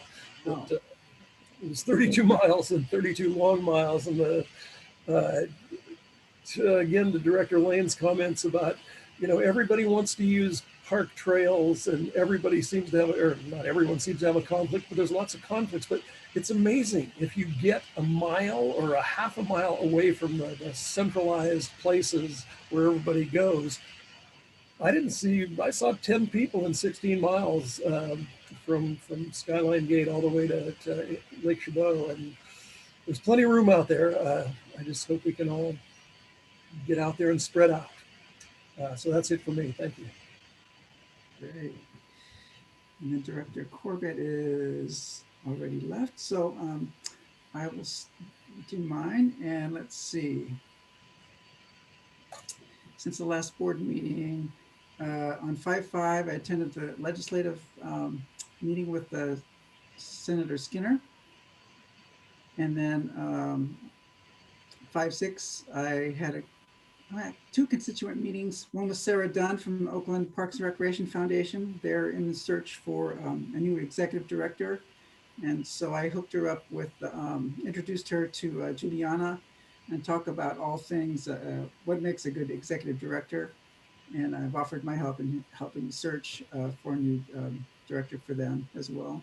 And I met with Carlin Obringer from our PAC, and also city council member from Concord, and we talked about Concord Naval Weapons Station. And then on 5/6, I attended the Contra Costa Mayor's Conference. And then on 5/11, attended the subcommittee, executive committee. And we forwarded the recommendation, staff recommendation from the Concord Naval Weapons Station to the full board for next month. And then also that day, I attended an event, a Zoom event, just to stop Asian hate. Very, very well attended.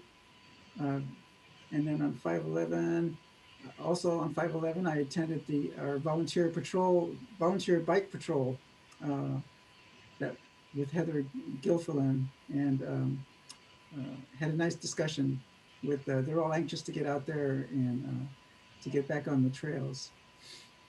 And then on 5/12, I attended the Alameda County Special Districts Association meeting. Of course, we were the host. And also on 5/12, I gave a talk to the Sons in Retirement, which is a Lafayette Orinda group of retired men. And they're very, very enthusiastic about the expansion of the park district, especially at Concord Naval Weapons Station, and Judge John Sutter, and the new campgrounds. And there's somebody there I need to connect with Brenda Montano. His name is Earl Wallace, and he worked at Redwood in 1949. And so he's 88, and I said, we got to get you, download your brain and see what you remember. So I'll try to hook him up with Brenda for an interview.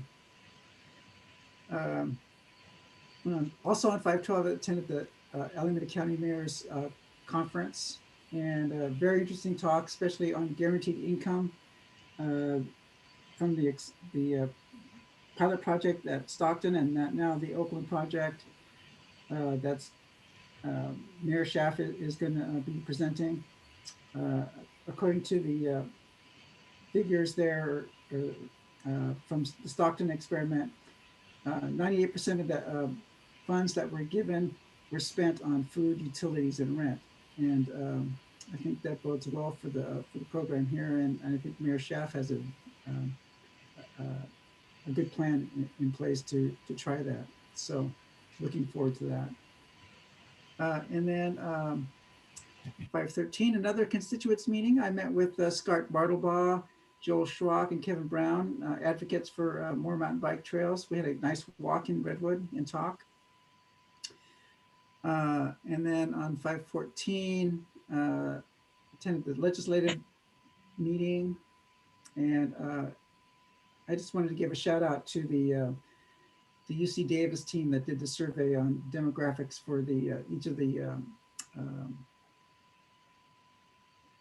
interpretive zone, or operation interpretive zones. I think those numbers there are going to be incredible. The data they collected is going to be we'll be able to use and model for other things, I think. But I thought it was very well done.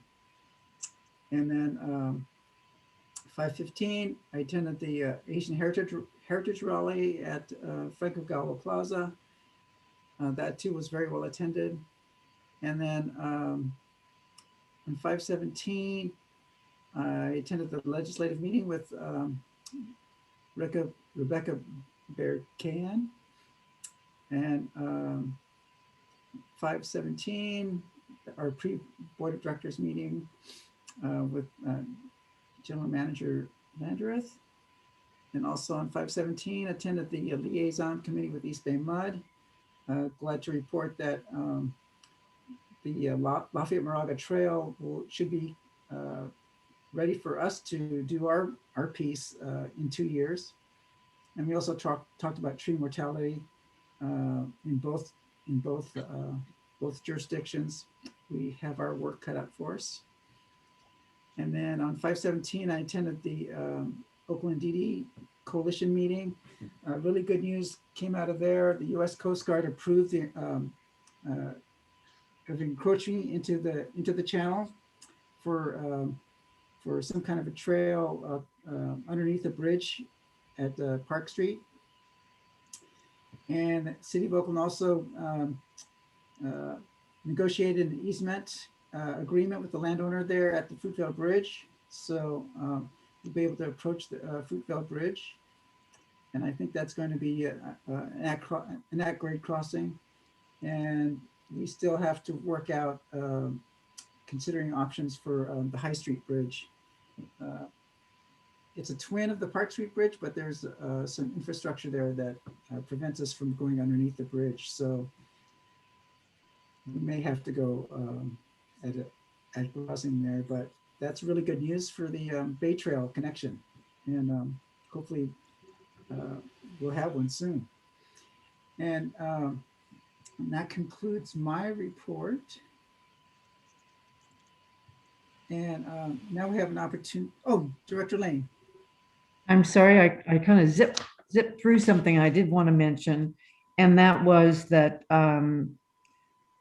Sabrina visited Las Trampas with me. We had a little picnic and talked Las Trampas, and then we went over to the Burrell property.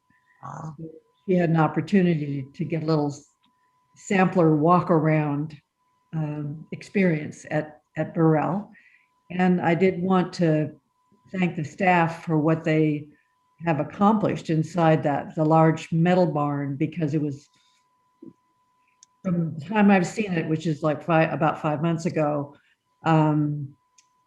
they've just done a transformation so that it actually, you can actually see the dusty vintage cars and some other things inside there. So compliments to the staff on that. And then I wanted to also thank Sabrina for her greetings on tax day, which I appreciated very much. Thanks. Great. Thank you all. And then before we adjourn, I would like to give us an opportunity to say each of us say a few words about the passing of Judge John Sutter. And I have Matthew. I think Matthew was able to pull up a video of John when he that we had done, the Park District had done for him when he retired. And I thought it would be great if we could to watch that very quickly. Yeah, I'll pull that up. Let me know if the sound isn't good once I get it going here. Okay.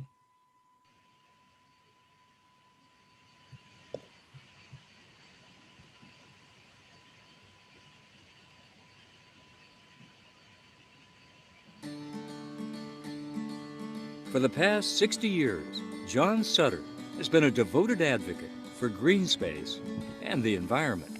Well, I think it's an important human value to be able to enjoy nature, to be close to nature, and increasingly it's more and more difficult.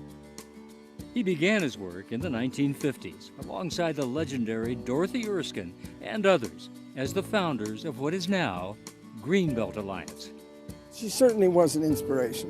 She had tremendous dedication, and she had so much energy. Over the years, while the Bay Area has grown dramatically, Greenbelt Alliance has grown too, continuing to build on the long legacy of its founders, preserving open spaces, farms, and ranch lands, and making our cities and towns great places for everyone. And John Sutter has continued as well, serving the public in many ways, and being elected by the people of Oakland to the Board of Directors of the East Bay Regional Park District in 1997. This is great to be here today at Martin Luther King Shoreline, a place where Director Sutter really had a lot of involvement and really argued forever that we need to preserve the Bay, but we need to preserve places for Oakland on the Bay, not just the undeveloped areas, but the developed areas. Director Sutter has forged a reputation for patience and persistence in the protection of new parklands throughout the East Bay, including McLaughlin East Shore State Park, and for his long and tenacious pursuit to create Gateway Park at the foot of the Bay Bridge. John has modeled long-term thinking about open space and land preservation, and this focus and tenacity that other people can follow. John's dogged determination, integrity, and unwavering commitment to wise governance has impressed his many friends and colleagues for a very long time. I think Director Sutter's greatest accomplishment is a lifelong achievement of citizen activism. What it really comes down to, whatever job he's had, whatever elected official he's had, it's about citizen activism. I think we've made the East Bay more livable and make the Bay Area more livable. So that I think is a significant achievement. Plus, we've reserved a lot of land that has special significance. From the very beginning, his principled activism has strengthened the groups he supported, has inspired other activists to never give up, and has helped save important landscapes for generations to come.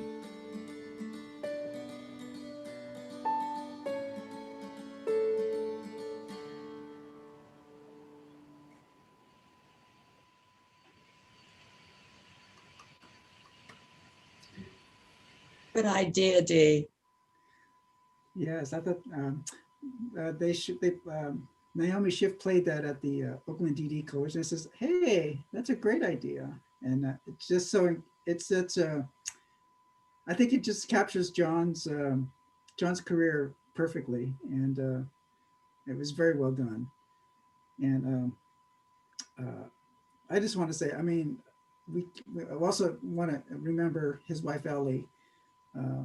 She died a month prior to John, and they were an incredible couple. And I was glad there was some sports award show that I was able to accompany them with, and where we got to meet Juan Marichal, and we got to meet all these old Oakland Raiders. It was very fun, and he when he went up there to the stage to accept his award, he says, "I don't know why I'm here." and the announcer was, I believe it was a radio announcer from one of the local radio stations, says, "Sir, we owe you,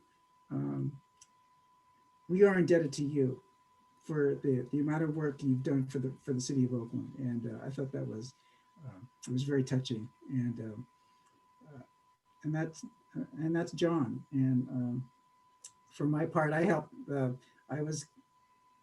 get reelected in, I think, 1998. He had to run. He had an opponent, and I was on his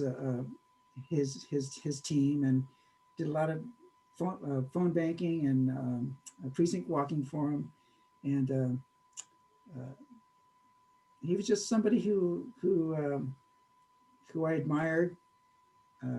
That he was honest and straightforward, and he had just boundless energy for everything. So I dedicate my seat on my career on the board to him, and I hope I can continue his legacy and finish the projects that he started. So, anyone else? Director Lane, and then Director Wieskamp.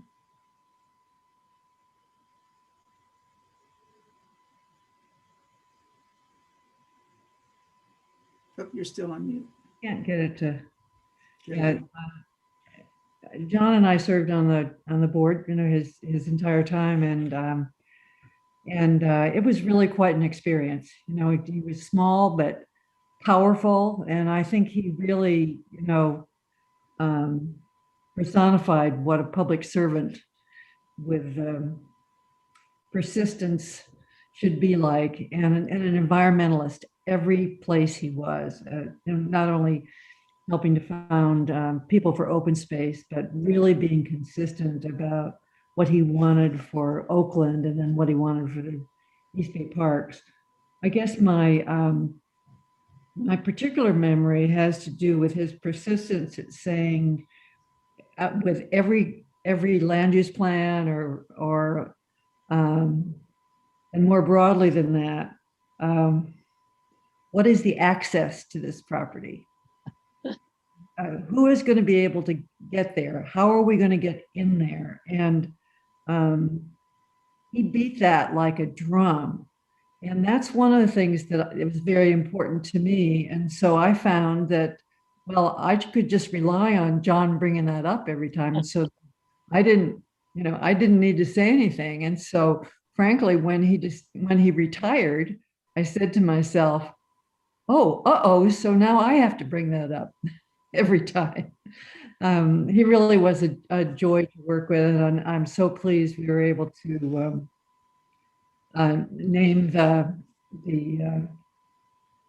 new park for him, and I know he was himself. And he and Ellie were a dynamic team and did so much for this community. So we'll remember them with a great deal of pleasure and joy that they were part of our lives.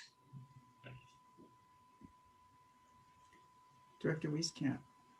You know, John was a true futurist. He had the vision, and to have the vision in the 60s of what he saw happening right there at the port, it was going to be a park. It was going to be available to the people, and there would be access. And you saw in his face. I looked it up in the dictionary, and part of being this visionary, this persistence, is being stubborn. And John was stubborn in the best sense of the word. If he thought something was important, was worthwhile for the public, he was not going to go away. I think he's watching on what's happening on Doolittle right now, because he wants that to be completed, and Ellen knows it. I just think every time I saw him, he was pleasant, but you knew what he said he meant, and it was going to happen.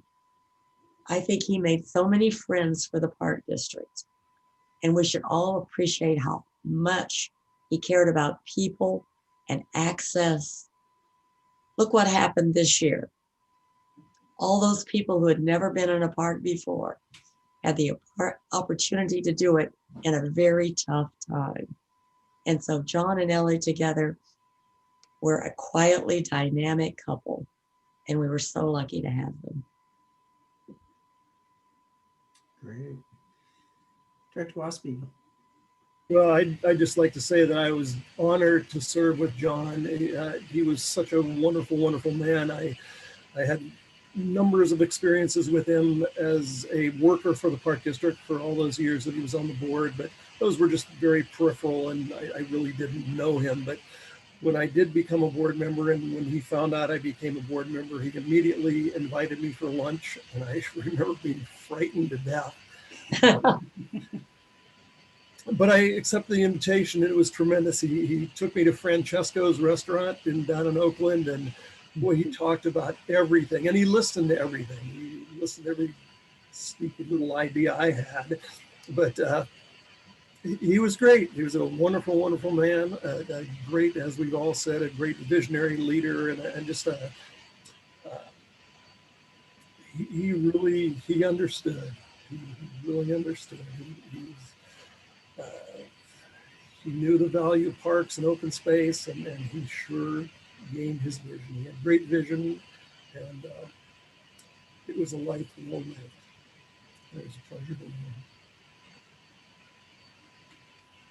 him. Anyone else? Director Coffey?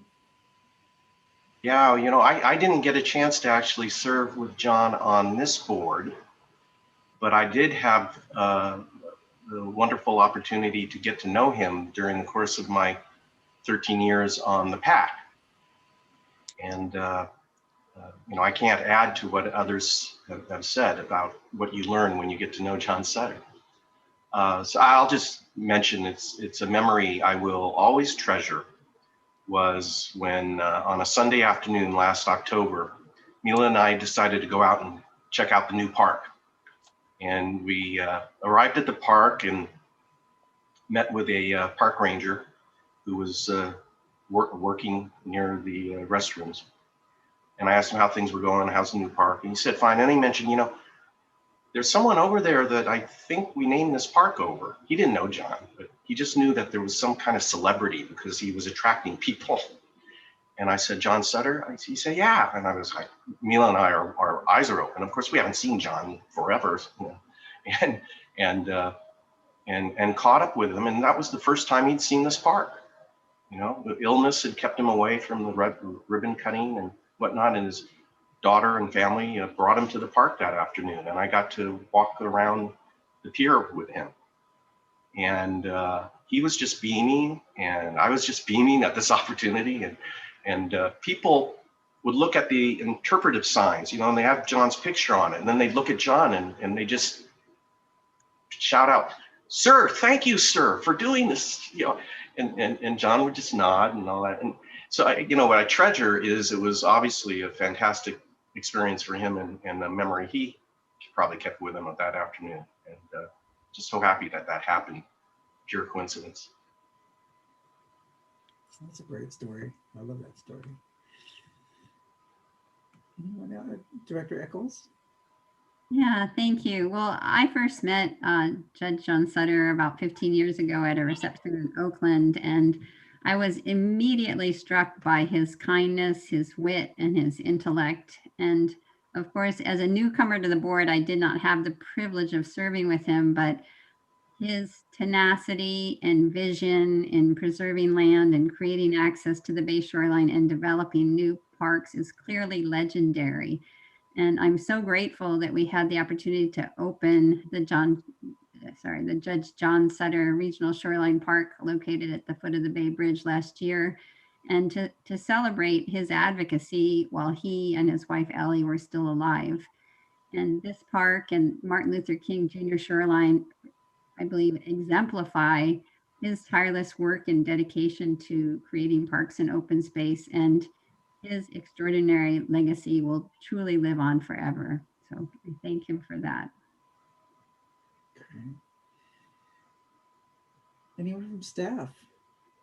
Yeah, people from staff probably worked with John for his entire career, probably. Carol Victor.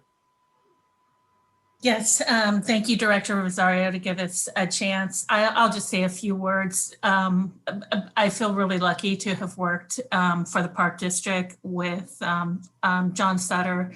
He was, as Director Eccles said, he was an intellectual, but he was very humble. And he was formidable in so many ways in terms of his skills and his talents, but humble. He was kind. He was a true gentleman, and I would describe him also as honorable. And he was a combination of patient, tenacious, and impatient. So I'll recall when we named the park after him, he said, and that letter he wrote in the 1960s saying these should be parklands, and fast forward 50 years and it was a park. And I remember distinctly him saying to the board, it may take another 50 years to build out that park, but the important thing was basically getting a stake in the ground. We're actually going to build out that park much faster than John anticipated, but he was just a wonderful man. You know, when there's a death of a giant like John was, and his wife, which it was obvious they were a true love match. I really feel for the family in terms of this is a big loss, but I also think they're so lucky because John has left this wonderful legacy that will live on in perpetuity. Yes, yes, yes. Jim. I won't repeat what everybody said. That was certainly true about John. I have to say one of my highlights of my career was standing out on the end of the pier at Sutter Shoreline with John and his grandson. And it was really an emotional moment to sit there with him and think about, all that he had done for the Bay Area environment, and then be standing there in that park. It was really a wonderful moment. I'm glad I had an opportunity to do that while he was still alive. So that was a great moment. Great. Anyone else? Carol. John was a true hero for the city of Oakland, and I'm sure for many, many other people, whether it was through his work with the city council or on the bench or with us. And I'd just like to say and announce that John's legacy will continue through the Regional Parks Foundation, as he left a significant amount of money to continue to fulfill his dream to make and expand access along the Oakland waterfront. So we have some projects that he specifically designated, and hoping that very soon we might get a chance to break ground on them. So he and Ellie were just two special people. And yes, I agree with you, Carol. Their daughters, obviously shocked by John's passing so quickly and close to Ellie, but in some ways not really surprising because they really were kindred spirits. Thank you. Anyone else? Eric. Yeah, I just wanted to chime in because I worked in, as you know, I worked in Washington, D.C. for probably 12 years and never set foot in the Pentagon. And John Sutter was so tenacious about the park and the Department of Army and the transfer of the Oakland base that he was the first person that made me or had me go to the Pentagon. And every year he would ask, do you need me? Do you need me to go to the Pentagon again? And every year we went. And we're still working on that. But he was extremely strategic, very thoughtful, but he was also a follower of process. I know he had a lot of interest in governance, both at the national and local level, obviously. Ran for mayor of Oakland, you know, in the 70s. It was a very interesting race because Bobby Seale was in that race. And the one thing that I would like to just add is there was one day I was in a car with Rosemary Cameron and Pat O'Brien, and we were talking about John. And Rosemary came up with this great explanation or characterization of John by saying he's like an onion. There's so many layers to him. And I really think that that's embodies who he was and frankly, who Ellie was and their relationship. It was really a very fruitful and complementary relationship. And he was just a great leader, a great man. So we've got to miss him. Yes, we'll all miss him for sure. Anyone else? It's too bad Yolanda's not here. But anyway, I just, my last vision of John, because when I was a park supervisor at Redwood, I would see him almost every day. He'd run there every day, and he'd wear plaid shorts, these bright plaid shorts, and he had these huge earphones, and he would run for a couple of hours. But one of the things of distinction for him was that he's probably the only board member to have been run off the trail by a mountain bike and bitten twice by dogs on the trail. Well, a hero for all of us. Yeah, so that's, yeah, I always had that vision of him in his plaid shorts and those big headphones, and he would just run every day. So Dee, you've given me a totally different picture of John. But it's fun. Another side of John. Yeah, he was a marathon runner in his younger days, and wow, I don't know if anybody remembers, but he was in the airborne military. So a lot of layers to the man, and he deserves all his accolades for sure. And I just wanted to thank everyone for sharing and remembering. And with that, we will adjourn in honor of John and Ellie. They're forever sealed in our hearts and in the legacy of the Park District. Thank you all very much. Thank you, Dee, for the opportunity. No, you're welcome. Thank you. Take care, everyone.